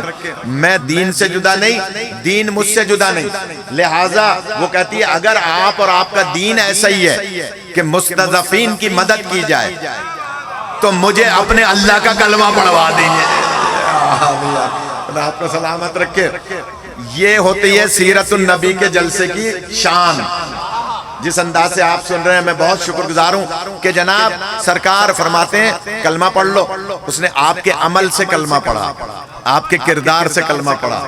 یہ بتانا مقصد ہے کہ کردار نبی کے امتی کا ایسا ہونا چاہیے کہ اگر کوئی عیسائی، کوئی ہندو، کوئی آپ کے محلے میں کوئی غیر مسلم ہے وہ آپ کا کردار دیکھ کے کلمہ پڑھ لے، آپ کے اعمال کو دیکھ کر، آپ کا حسن سلوک دیکھ کر وہ کلمہ پڑھ لے۔ اس لیے کہ سرکار کو اللہ نے، میں پھر ایک بات ذمہ داری سے کہہ رہا ہوں کہ اللہ نے جتلایا نہیں کہ ہم نے آپ کو شافی روز محشر بنایا۔ اللہ نے جتلایا نہیں بلکہ اللہ نے فرمایا کہ ہم نے امت محمدیہ پر احسان کیا۔ لقد، ہم نے احسان کیا کس پر؟ امت محمدیہ پر۔ میرا موضوع نہیں ہے اس لیے میں اس طرف نہیں جا رہا، بس ایک جملہ کہہ رہا ہوں کہ ہم نے تمہارے درمیان رسول کو مبعوث کیا۔ اللہ نے کسی چیز پر بھی احسان کا لفظ نہیں کہا سوائے اس کے کہ نبی کو امت میں بھیجا ہے۔ اور جب پوچھا کہ کیوں امت میں بھیجا ہے تو فرمایا انک علی خلق عظیم، میں نے خلق عظیم پر فائز بنا کر بھیجا ہے تاکہ دنیا والوں کو پتا چل جائے کہ یہ اپنے اخلاق سے لوگوں کو دین خدا پر لایا کرتے ہیں۔ تو عورت نے کیا مشورہ دیا کہ ان کے نزدیک مت جانا۔ عورتوں کو کہا کہ نزدیک نہ جاؤ اس کے، مردوں سے کہا کہ اس کے نزدیک نہ جاؤ نعوذ باللہ شاعر ہے، عورتوں سے کہا کہ نعوذ باللہ جادوگر ہے، بچوں سے کہا کہ اس کے نزدیک نہ جانا نعوذ باللہ مجنون ہے۔ تو اب جملہ کہوں، کفار نے تو 3 سازشیں کی تھی، اللہ نے بھی 3 سازشوں کا توڑ 3 شخصیتوں کے ذریعے سے کیا۔ مردوں کی سازش کو توڑنے کے لیے ابو طالب کا انتخاب کیا، عورتوں کی سازش کو توڑنے کے لیے خدیجۃ الکبریٰ کا انتخاب کیا، اور بچوں کی سازش کو توڑنے کے لیے علی ابن ابی طالب کا انتخاب۔ خدا آپ کو سلامت رکھے، بڑی مہربانی۔ اب 1 گھنٹہ 10 منٹ ہو گیا، اگر تھک گئے تو میں دعا کر دوں، ورنہ ایک مثال سن لیں صرف۔ اچھا امام صادق علیہ السلام پہ تو پھر مجھے اچھا مولا صادق علیہ السلام، چلیں میں ربط تو ملاؤں نا، میں وہ مولوی نہیں ہوں جو ربط نہ ملاؤں، ربط ملانا پڑے گا مولا تک آنے کے لیے۔ مسلمان کہہ رہے ہیں نعوذ باللہ نبی پاک نعوذ باللہ پردہ کر گئے، اب کتاب و حکمت کی تعلیم دینے والا کوئی نہیں ہے۔ اللہ نے مضارع کا صیغہ نازل کر کے بتایا کہ اگر تمہارے نزدیک نبی نہیں ہے موجود، تمہارا اپنا نصیب، اگر تمہارے نزدیک موجود نہیں ہے تمہارا اپنا نصیب۔ پھر جملہ کہہ رہا ہوں، مگر آیت میں اللہ نے فرما دیا کہ آج بھی تلاوت کرے گا، کل بھی تلاوت کرے گا، آج بھی نفسوں کو پاک کرے گا، کل بھی نفسوں کو پاک کرے گا۔ تو میں بھاری جملہ کہہ رہا ہوں ان متووں کو جو کہتے ہیں کہ نبی نعوذ باللہ مر گئے، میں ان سے کہوں گا نبی آپ کے عقیدے کے مطابق نعوذ باللہ مر گئے، قرآن کی آیت تو موجود ہے، تو ماننا پڑے گا اگر نبی نہیں ہے تو کوئی نبی جیسا ہر دور میں ہونا چاہیے جو کتاب و حکمت کی تعلیم بھی دے، نفسوں کو پاک بھی کرے اور آیات کی تلاوت بھی کرتا ہوا نظر آئے۔ تو ماننا پڑے گا نبی کے بعد علی ہوگا، علی کے بعد حسن ہوگا، حسن کے بعد حسین ہوگا، حسین کے بعد علی ابن الحسین ہوگا، علی ابن الحسین کے بعد محمد ابن علی ہوگا، محمد ابن علی کے بعد جعفر ابن محمد ہوگا۔ خدا آپ کو سلامت رکھے۔ میں نے اس لیے ربط ملایا شاہ جی تاکہ پتہ چل جائے کہ کتاب و حکمت کی تعلیم دینے والا ہر دور میں ہونا چاہیے۔ وہ کون ہے جو کتاب و حکمت کی تعلیم دے گا؟ مفتی ہے شام کا، اب میں دیکھوں آپ کیسے سنتے ہیں۔ مفتی ہے شام کا، نام ہے اس کا عبداللہ ابن عمیر۔ کیا نام ہے بچوں؟ عبداللہ ابن عمیر۔ اب آپ جانے اور شبیر صاحب جانے۔ عبداللہ ابن عمیر 110 سال سے زیادہ ایج ہے، نبی کے بعد کسی امام کو نہیں مانتا، نبی کے بعد کسی امام کو نہیں مانتا۔ آیا مدینے، شام کا رہنے والا تھا، شام میں اس کا فتویٰ چلتا تھا، مفتی تھا، مفتی اعظم شام۔ مدینے آیا، عبداللہ ابن عمیر، یہ نام یاد رکھیے گا۔ یہ آیا جب شام سے مدینے تو روضہ رسول پر آ کر زیارت کی، زیارت کرنے کے بعد باہر نکلا تو ایک کالے رنگ کا بندہ حبشی اس کو ملا، اس سے پوچھا بھائی میں نے سنا ہے کہ یہاں کوئی امام رہتے ہیں جو شیعوں کے امام ہیں اور شیعوں ان کو اللہ کی طرف سے بنایا ہوا مانتے ہیں۔ اس نے کہا سامنے چلے جاؤ، تھوڑے سے فاصلے پہ مدرسہ ہے اور مدرسے میں وہ امام بچوں کو پڑھا رہے ہوں گے، تم چلے جاؤ، تھکیے گا نہیں۔ سہارا لے کر، عصا کا سہارا لے کر اور آیا مدرسے میں۔ جیسے ہی داخل ہوا تو دیکھا کہ 90 حلقے ہیں، 90 حلقے، 90 دائرے، اور ہر دائرے میں 90 شاگرد بیٹھے ہیں۔ یا اللہ، اب جاگنا پڑے گا بھائی۔ 90 حلقے اور ہر حلقے میں 90 شاگرد۔ اب کوئی حساب دان بچہ بتائے جلدی سے کتنے ہو گئے؟ کیا بات ہے، 8100۔ میں نے تو کاؤنٹنگ کی بھی ہے، صحیح بتایا انہوں نے، 8100۔ 8100 شاگرد بیٹھے ہیں مولا کے سامنے، اور مولا منبر پہ تشریف فرمائے۔ مجھ سے ایک بچے نے وہاں کینیڈا میں سوال کیا کہ مولانا یہ کیسے ہو سکتا ہے 8100 بچے بیٹھے ہوں، مولا منبر پہ بیان فرما رہے ہوں، ان سب کے کانوں تک مولا کی گفتگو، مولا کی درس کیسے پہنچ جائے گا؟ میں اگر مائک پہ نہ بولوں تو وہ جو لوگ کھڑے ہیں ان تک آواز نہیں جائے گی نا۔ تو بچے نے سوال تو صحیح کیا کہ جناب مولا 8100 بچوں کو پڑھا رہے تھے، اس زمانے میں مائک تو ایجاد ہوا نہیں تھا، یہ ایمپلیفائر اور ہارن اور یہ ڈیگ وغیرہ تو ایجاد ہوئے نہیں تھے، کیسے آواز پہنچتی تھی تمام شاگردوں تک؟ میں دیکھوں کیسے سنتے ہیں آپ۔ میں نے کہا ایسے ہی آواز پہنچتی تھی امام کی جیسے غدیر میں نبی کی آواز پہنچ گئی۔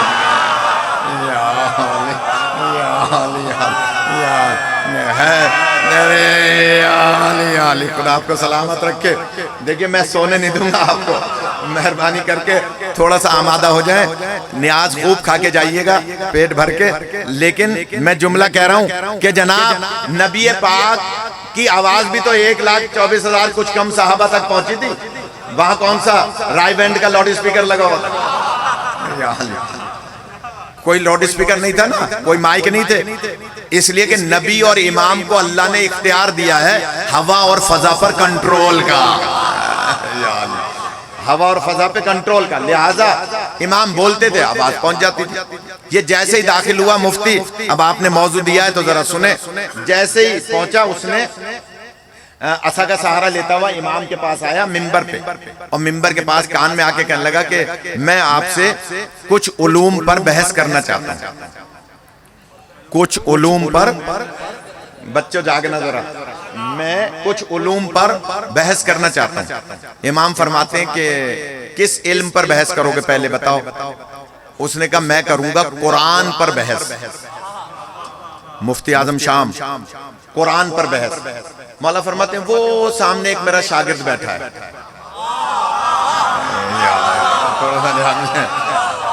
خدا زندگی عطا فرمائے، وہ میرا شاگرد بیٹھا ہے، اس کا نام ہے ابن تغلب۔ دیکھیں آپ نے موضوع دیا ہے، مجھے یاد آ رہی ہیں باتیں، کہ اس کا نام ہے ابن تغلب، ابن تغلب، اس کے پاس چلے جاؤ۔ یہ عصا کا سہارا لیتا ہوا آیا، جیسے ہی پوچھا بھئی ابن تغلب کون ہے، تو ایک بچہ تھا 11 سال کا، تھوڑا سا جاگ رہے ہیں، 11 سال کا ابن تغلب۔ پیچھے والے نعرہ نہیں لگاتے ہیں، شاید آتا نہیں ہے ان کو، تو یا اللہ مہربانی، یا اللہ زندگی دے تمام احباب کو۔ کہا کہ ابن تغلب کے پاس چلے جاؤ۔ ابن تغلب 11 سال کا، اس نے کہا میں 110 سال کا، تم 11 سال کا، میں تم سے 99 سال بڑا ہوں، یا اللہ، اور تمہارے پاس بھیجا ہے تمہارے امام نے علم قرآن پر بحث کرنے کے لیے۔ جواب سنیے گا خدا را، اب موضوع دیا ہے تو شبیر صاحب آپ کو بھی نعرہ لگانا پڑے گا۔ میں جملہ کہہ رہا ہوں کہ جناب میں جملہ کہہ رہا ہوں، اور وہ جملہ کیا ہے؟ ابن تغلب نے مفتی کی طرف دیکھ کے کہا مفتی صاحب اگر امام نے بھیجا ہے تو اعتماد کر کے بھیجا ہوگا۔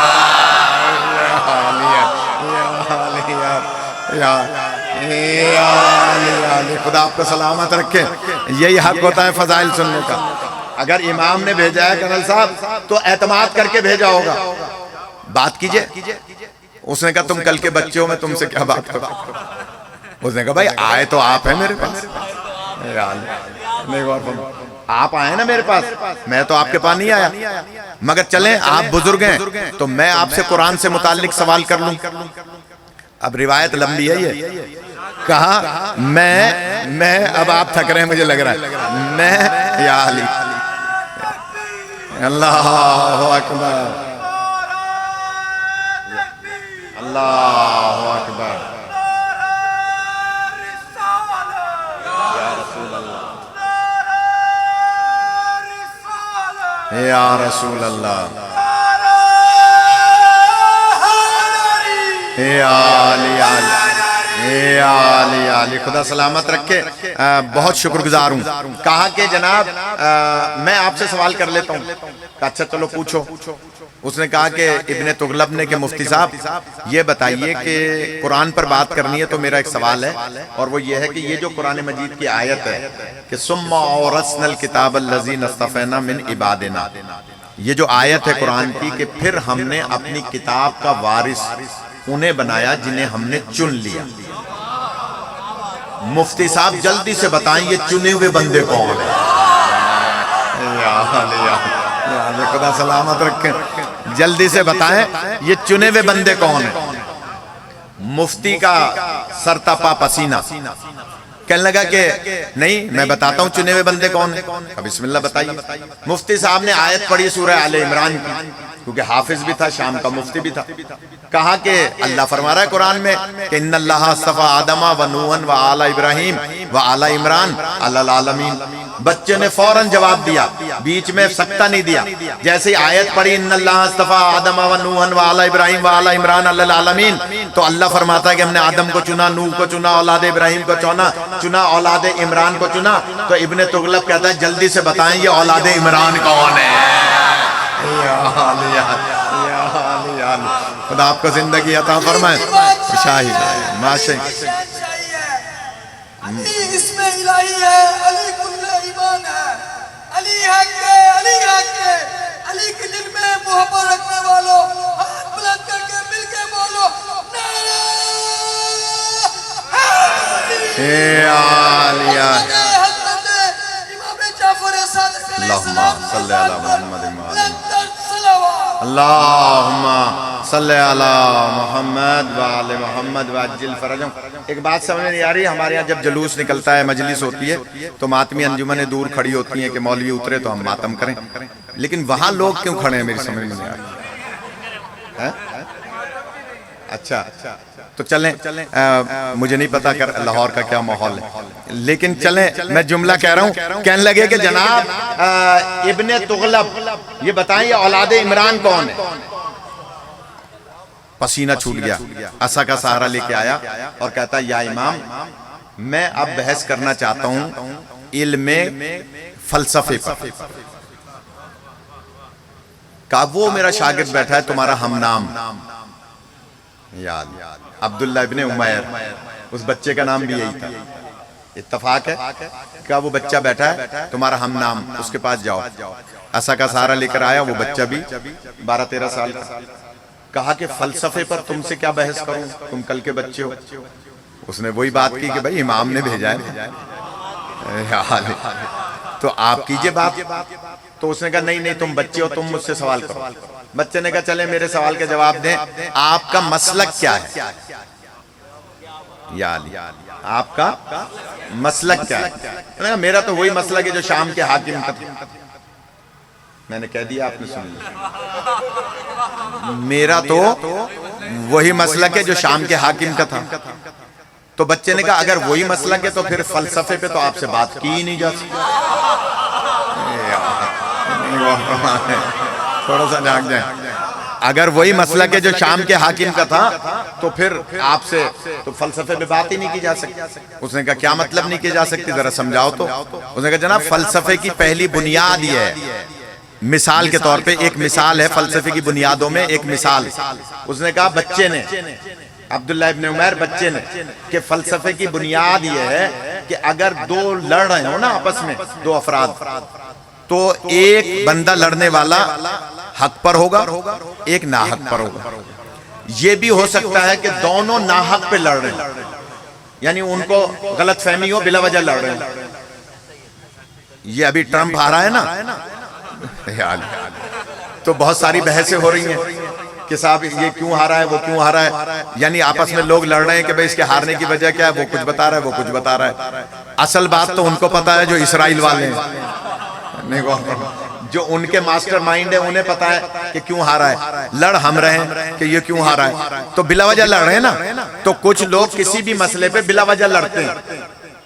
جملہ سنیے گا بچے کا، بچہ کہتا ہے مفتی صاحب یہ ہو نہیں سکتا کہ دو بندے لڑ بھی رہے ہوں اور دونوں حق پر بھی ہوں، یعنی لڑ بھی رہے ہوں حق پر بھی ہوں۔ آپ علی کو بھی حق پر مانتے ہیں، یزید کے دادا کو بھی حق پر مانتے ہیں، تو آپ تو فلسفے کی بنیاد ہی سے واقف نہیں ہے۔ میں آپ سے کیا بات کروں، خدا آپ کا سلامت رکھے، آپ تو بنیاد ہی سے واقف نہیں ہیں، کیا بحث کروں۔ اب آپ واقعی تھک گئے، مجھے نہ دیتے موضوع، اب دیا ہے تو ذرا سن لیں کہ مولا زندگی دے کہ جناب ٹاپک تو صبح فجر تک پورا نہیں ہوگا کہ وہ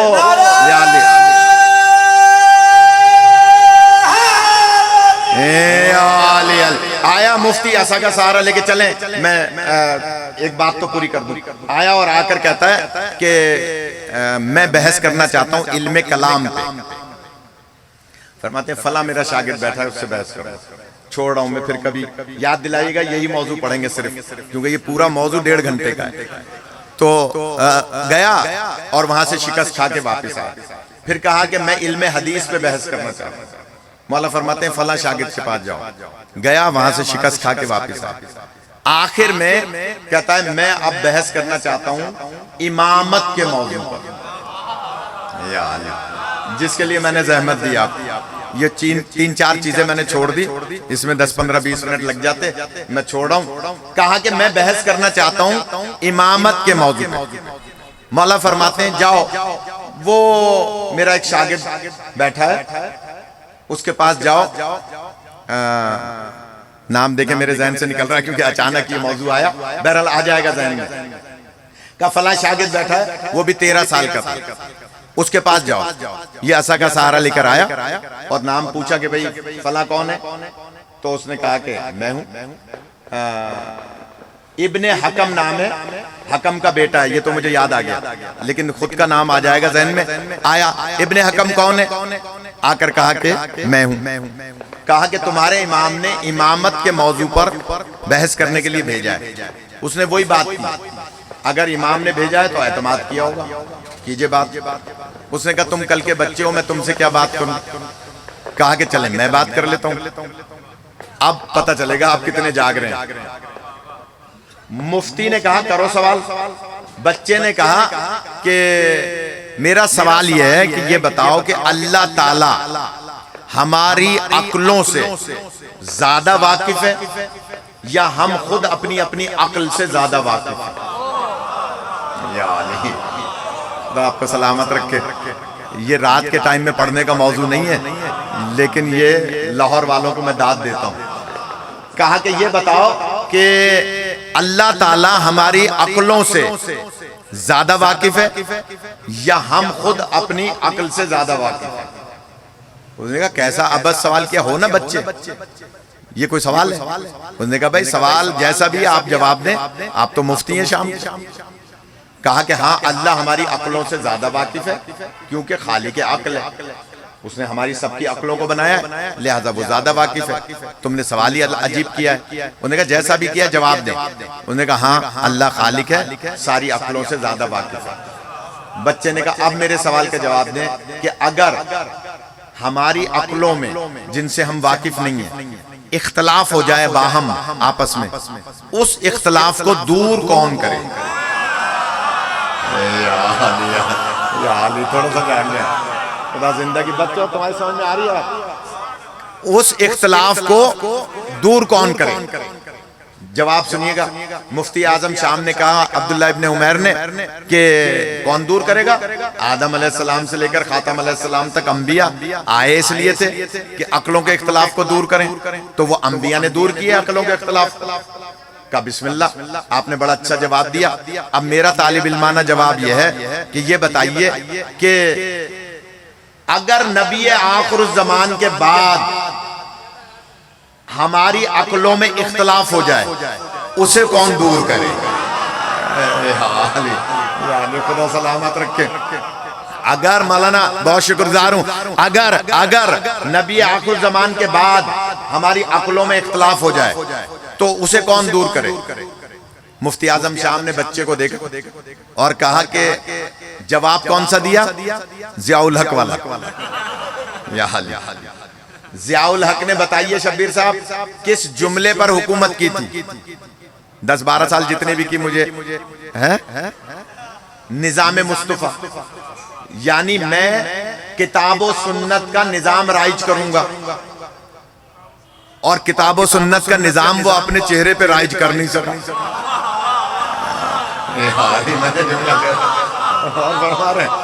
یعنی اس نے کہا تھا کہ میں کتاب و سنت کا نظام رائج کروں گا. ضیاء الحق نے کہا تھا نا، اسی پر ناراض نہ ہو فوجی حضرات، ناراض نہ ہو کہ جناب اس نے یہ کہہ کے اور حکومت کی تھی. ایسا ہے یا نہیں؟ جیسے ہی بچے نے کہا کہ نبی آخر الزمان کے بعد عقلوں میں اختلاف ہو جانے والوں کو کون دور کرے، مفتی نے فوراً کہا کتاب و سنت، کتاب و سنت، کتاب و سنت، اللہ کی کتاب، نبی پاک کی سنت، یہ عقلوں کے اختلاف کو دور کرے گی نبی پاک کے بعد۔ اب بھاری جملہ ہے جو مولا کے اس شاگرد نے کہا ہے، کہتا ہے کہ اے مفتی صاحب، آپ کہہ رہے ہیں کہ کتاب و سنت عقلوں کے اختلاف کو نبی آخر الزمان کے بعد دور کرے گی، آپ کہہ رہے ہیں کہ کتاب و سنت نبی آخر الزمان کے بعد عقلوں کے اختلاف کو دور کرے گی۔ ایک دفعہ پھر دوہرا رہا ہوں، آپ کہہ رہے ہیں مفتی اعظم شام صاحب کہ کتاب و سنت نبی آخر الزمان کے بعد عقلوں کے اختلاف کو دور کرے گی، تو پھر میرا سوال یہ ہے کہ کتاب و سنت اگر عقلوں کے اختلاف کو دور کر سکتی تھی تو آپ شام سے مدینے کیا لینے آئے ہیں؟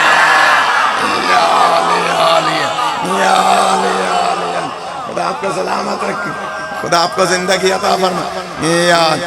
نہیں پہنچی، بہت سارے تک نہیں پہنچی بات۔ کتاب و سنت عقلوں کے اختلاف کو دور کر سکتی تھی تو وہ تو شام میں بھی موجود تھی،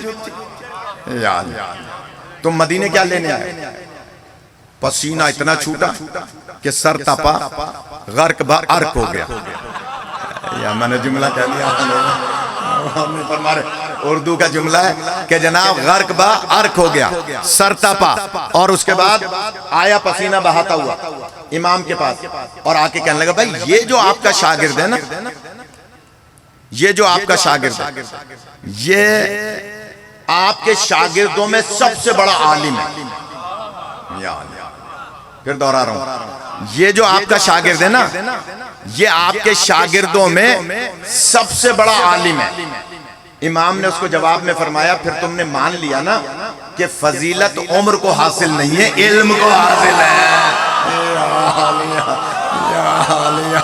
یا علی، خدا آپ کو سلامت رکھے، جب خدا مولا سلامت علیہ السلام بلندر سلامات۔ اللہم صلی علی محمد وآل محمد وعجل فرجہم۔ میں ہی زور سے پڑھ رہا ہوں کہ جناب کہا کہ فضیلت علم کو حاصل ہے، عمر کو حاصل نہیں ہے۔ لہٰذا میں یہاں ایک بات کیا کرتا ہوں لیکن وہ باہر ہونے کی وجہ سے جلسہ نہیں کر رہا کہ جناب آیا کہتا ہے کہ ہاں یہ تو ہے، فرمایا پھر ایسا کرو اب تم اسی کے پاس جاؤ اور جا کر شاگرد بن کے سوال کرو، کیونکہ تم نے مان لیا کہ وہ علم میں زیادہ ہے، تم عمر میں زیادہ ہو، وہ علم میں زیادہ ہے، لہٰذا اب تم مان چکے ہو وہ علم میں زیادہ ہے تو جا کر اس سے سوال کرو تو تمہارا مسئلہ حل ہو جائے گا۔ عصا کا سہارا لیتا ہوا آیا اور آ کر کہا کہ ایسا ہے کہ چلو کہیں کونے میں مدرسے کے بچوں کے سامنے نہیں، میں تم سے بات کرنا چاہتا ہوں۔ کہا بسم اللہ آئیے، لے گئے مدرسے کے کونے میں اور کہا کہ اب میں تمہارا شاگرد بن کے بات کرنا چاہتا ہوں، تھوڑا سا جاگ جائیں، میں تمہارا شاگرد بن کے بات کرنا چاہتا ہوں۔ لہٰذا کہا کہ بسم اللہ، جب شاگرد بن رہے ہیں تو دو زانو ہو کر بیٹھے، دو زانو ہو کر بیٹھے، مفتی عبداللہ ابن عمیر دو زانو ہو کر بیٹھے۔ کہا اچھا میرا سوال ہے آپ سے، کہا کہ ہاں بتائیے۔ کہا میرا سوال یہ ہے کہ یہ بتائیں کہ اللہ ہماری عقلوں سے زیادہ واقف ہے یا ہم خود؟ یا اللہ، اب تو آپ واقعی تھک گئے۔ وہی سوال جو بچے نے کیا تھا وہی سوال مفتی نے کیا۔ بچے نے کہا بے شک اللہ خالق عقل ہے، وہ ہماری عقلوں سے زیادہ واقف ہے۔ کہا اچھا یہ بتاؤ اگر عقلوں میں اختلاف ہو جائے اسے کون دور کرے؟ بچے نے کہا کہ 1,24,000 پیغمبر عقلوں کے اختلاف کو دور کرنے آئے تھے۔ اب مفتی کہتا ہے بتاؤ نبی آخر الزمان کے بعد عقلوں میں اختلاف ہو جائے تو کون دور کرے؟ بچے نے کہا نبی آخر الزمان کے بعد عقلوں میں اختلاف کو دور کرنے والے پہلے کا نام بتاؤں یا موجودہ کا نام بتاؤں؟ یا علی، خدا آپ کو سلامت رکھیں، خدا زندگی عطا فرمائے۔ پہلے کا نام بتاؤں یا موجودہ کا نام بتاؤں؟ اس نے کہا پہلے کا بھی بتاؤ موجودہ کا بھی بتاؤ۔ کہا پہلے کو علی ابن ابی طالب کہتے ہیں اور موجودہ امام کو جعفر صادق علیہ السلام کا۔ روایت 10 منٹ کی اور ہے۔ بسم اللہ 3 آدمی کہہ رہے ہیں یا علی پانی دے دینا یا خدا سلامت رکھے۔ اس میں کوئی پریشانی کی بات نہیں ہے، میں ابھی آپ کو طریقہ بتاتا ہوں، سیکنڈوں میں امام مان لیں۔ بہت ہی تھک گئے آپ، کہا طریقہ میں بتاتا ہوں سیکنڈوں میں امام مان لیں گے۔ کہا کہ بتاؤ کیا طریقہ ہے؟ کہا اللہ سے توفیق مانگو، 2 رکعت نماز پڑھو اور اللہ سے یہ کہو کہ یا اللہ اگر واقعی یہ تیرا بنایا ہوا امام ہے تو مجھے اس کی معرفت دے دے۔ خدا آپ کو سلامت رکھے۔ 2 رکعت نماز پڑھو اور دعا مانگو۔ اس نے کہا ٹھیک ہے، 2 رکعت نماز پڑھی، اللہ سے دل سے دعا کی کہ یا اللہ اگر یہ واقعی تیرا بنایا ہوا امام ہے، جانشین رسول ہے اپنے زمانے کا، تو مجھے اس کی معرفت دے دے۔ اس نے دعا کی، 2 رکعت نماز پڑھ کے آ کے کہا بھائی دیکھو میں نے دل سے دعا مانگی ہے، اب بتاؤ کیا کروں، کیسے انہیں امام مانوں؟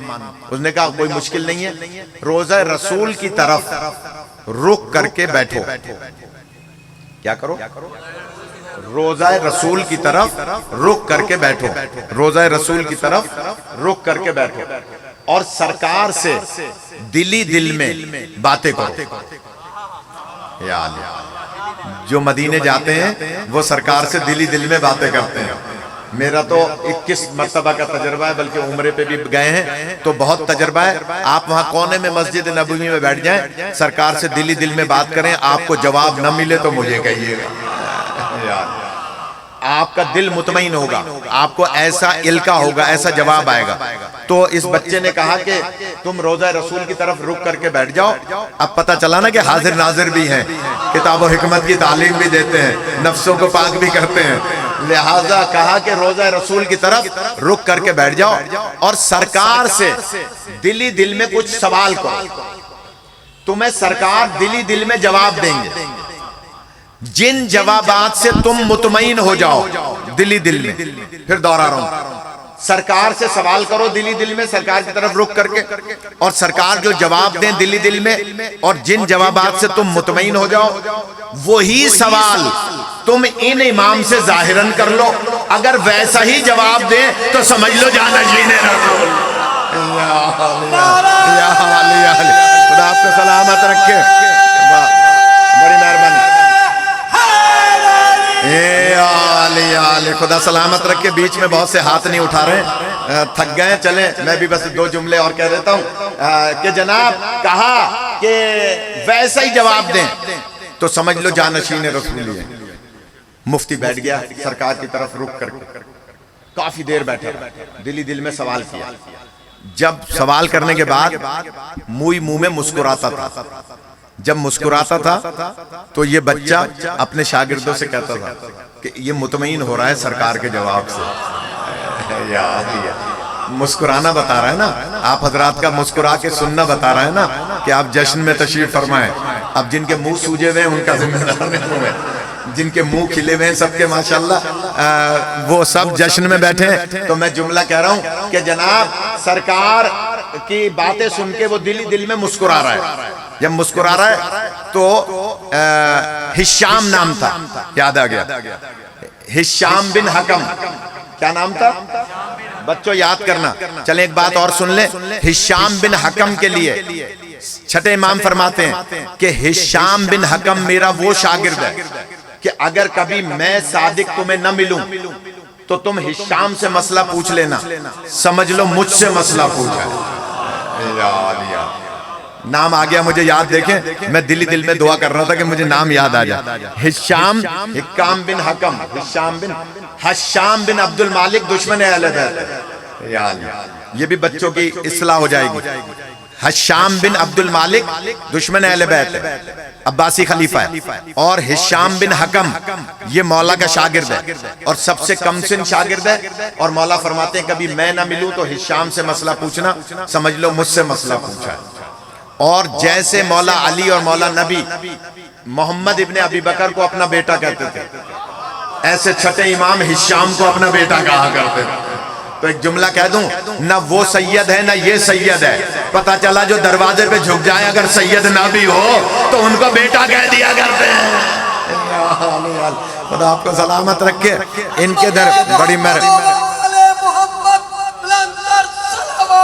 اللہم صلی علی محمد وآل محمد وعجل فرجہم۔ بس میں زحمت تمام کر رہا ہوں، کیا کروں، بات سے بات نکلتی ہے کہ کہا کہ ہشام، تو ہشام اپنے شاگردوں سے کہہ رہا ہے کہ یہ مسکرا رہا ہے، مسکرانا بتاتا ہے کہ نبی پاک اس کو مطمئن کر رہے ہیں۔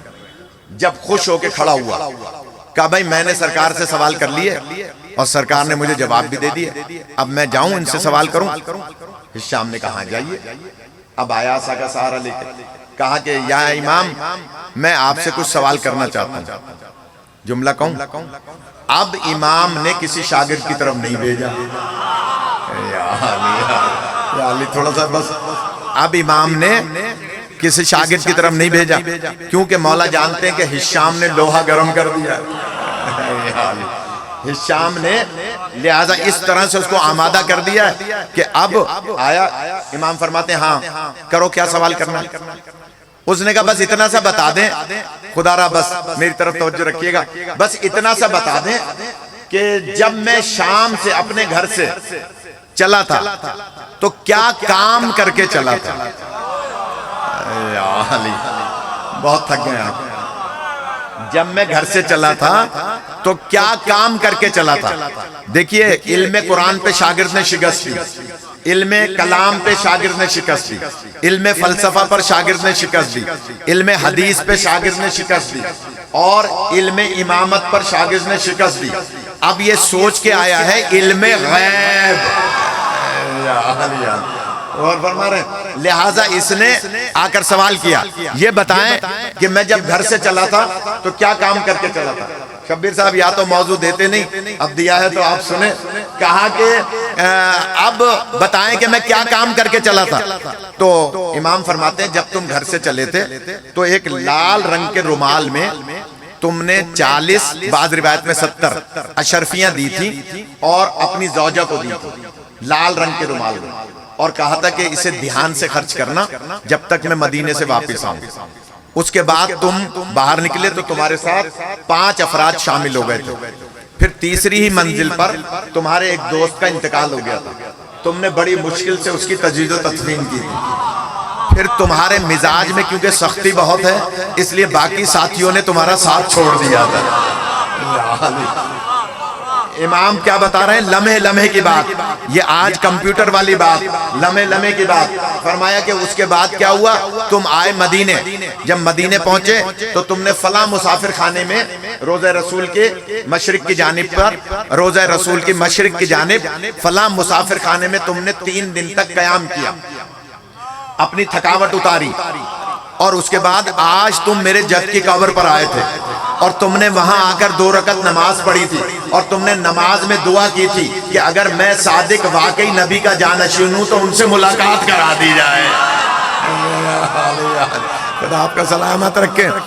کہا کہ اگر میں جانشین ہوں تو ان سے ملاقات کرا دی جائے، تو تمہاری ملاقات مجھ سے ہو گئی۔ اب سنو، خدا را سنیے گا، اب سنو کہ جب تم میرے مدرسے میں آئے اس حبشی سے پوچھ کر جو کالے رنگ کا تھا، حبش کا رہنے والا، کہ شیعوں کے امام کہاں رہتے ہیں، اس نے میرے مدرسے کا پتہ بتایا۔ تم روضہ رسول سے لے کے میرے مدرسے تک 7 مقامات پر منزلیں کرتے ہوئے آئے ہو تھکاوٹ کی وجہ سے، یا علی 7 مقامات پر منزلیں کرتے آئے ہو، اور آ کر تم نے میرے مدرسے میں داخل ہوئے۔ بس جو حضرات ابھی تک سوئے نہیں ہیں میں ان کا شکر گزار ہوں، اور جو اونگ رہے ہیں وہ جاگ جائیں کہ جناب جیسے ہی مولا فرماتے ہیں تم میرے مدرسے میں داخل ہوئے، ایک پیر تمہارا مدرسے کے اندر تھا، ایک پیر تمہارا مدرسے کے باہر تھا۔ تم نے میرے شاگردوں پہ نگاہ کی کہ 90 حلقے ہیں، ہر حلقے میں 90 شاگرد نظر آ رہے ہیں، لہٰذا مدرسے میں داخل ہو رہے تھے، ایک پیر تمہارا اندر تھا، ایک پیر باہر تھا. پھر دوہرا رہا ہوں، ایک پیر تمہارا اندر تھا، چھٹے امام فرما رہے ہیں ایک پیر تمہارا باہر تھا، ایک پیر اندر تھا مدرسے کے، ایک پیر باہر تھا. اس وقت تم دل میں سوچ رہے تھے اگر شیعوں کے امام نے لال رومال والی بات بتا دی تو میں ان کی امامت کا قائل ہو جاؤں گا. یا علی خدا آپ کا سلامت رکھے، بڑی مہربانی، زندہ رہیں. اللہ اکبر.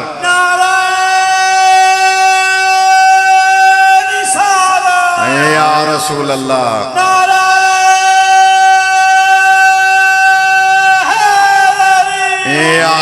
علی بس جائیں نہیں، میں آخری جملہ کہہ رہا ہوں. مولا فرماتے ہیں کہ لال رومال والی بات میں نے تمہیں پہلے بتائی ہے. جب تم نے پوچھا کہ میں زوجہ کو کیا کہہ کے چلا تھا، میں کیا کام کر کے چلا تھا، تو لال رومال والی بات میں نے تمہیں پہلے بتائی ہے. اور جیسے ہی میں نے لال رومال والی بات بتائی ہے تم نے مجھے امام مان بھی لیا ہے. اب میرے جد علی کی ولایت کا اقرار کر لو. خداوندہ بہک کے زہرہ و ابیہا و بالہا و بنیہا ہماری عبادت اپنی بارگاہ میں قبول فرما. حاضرین اور غائبین کی حوائج شرعیہ کو حل فرما. بیماروں کو شفا عطا فرما. ہمیں صحیح معنی میں نبی پاک کی معرفت حاصل کرنے کی توفیق عطا فرما. آل نبی کی معرفت عطا فرما. کرونا جیسی بیماری سے تمام انسانیت کو محفوظ فرما. اس مجمع میں جتنے بھی جو حاجت لے کر آئے ہیں، جو بیمار ہیں، جو بچیوں کی شادیوں کے لیے پریشان ہیں، جو جاب کے لیے پریشان ہیں، جو کسی بھی حوالے سے پریشان ہیں، خداوندہ تمام کی پریشانیوں کو دور فرما. اپنی آخری حجت کا ظہور فرما. ہمیں امام کے غلاموں میں شمار فرما. بسم اللہ الرحمن الرحیم. ان اللہ و ملائکتہ یصلون علی النبی یا ایھا الذین آمنوا صلوا علیہ وسلموا تسلیما. اللہم صل علی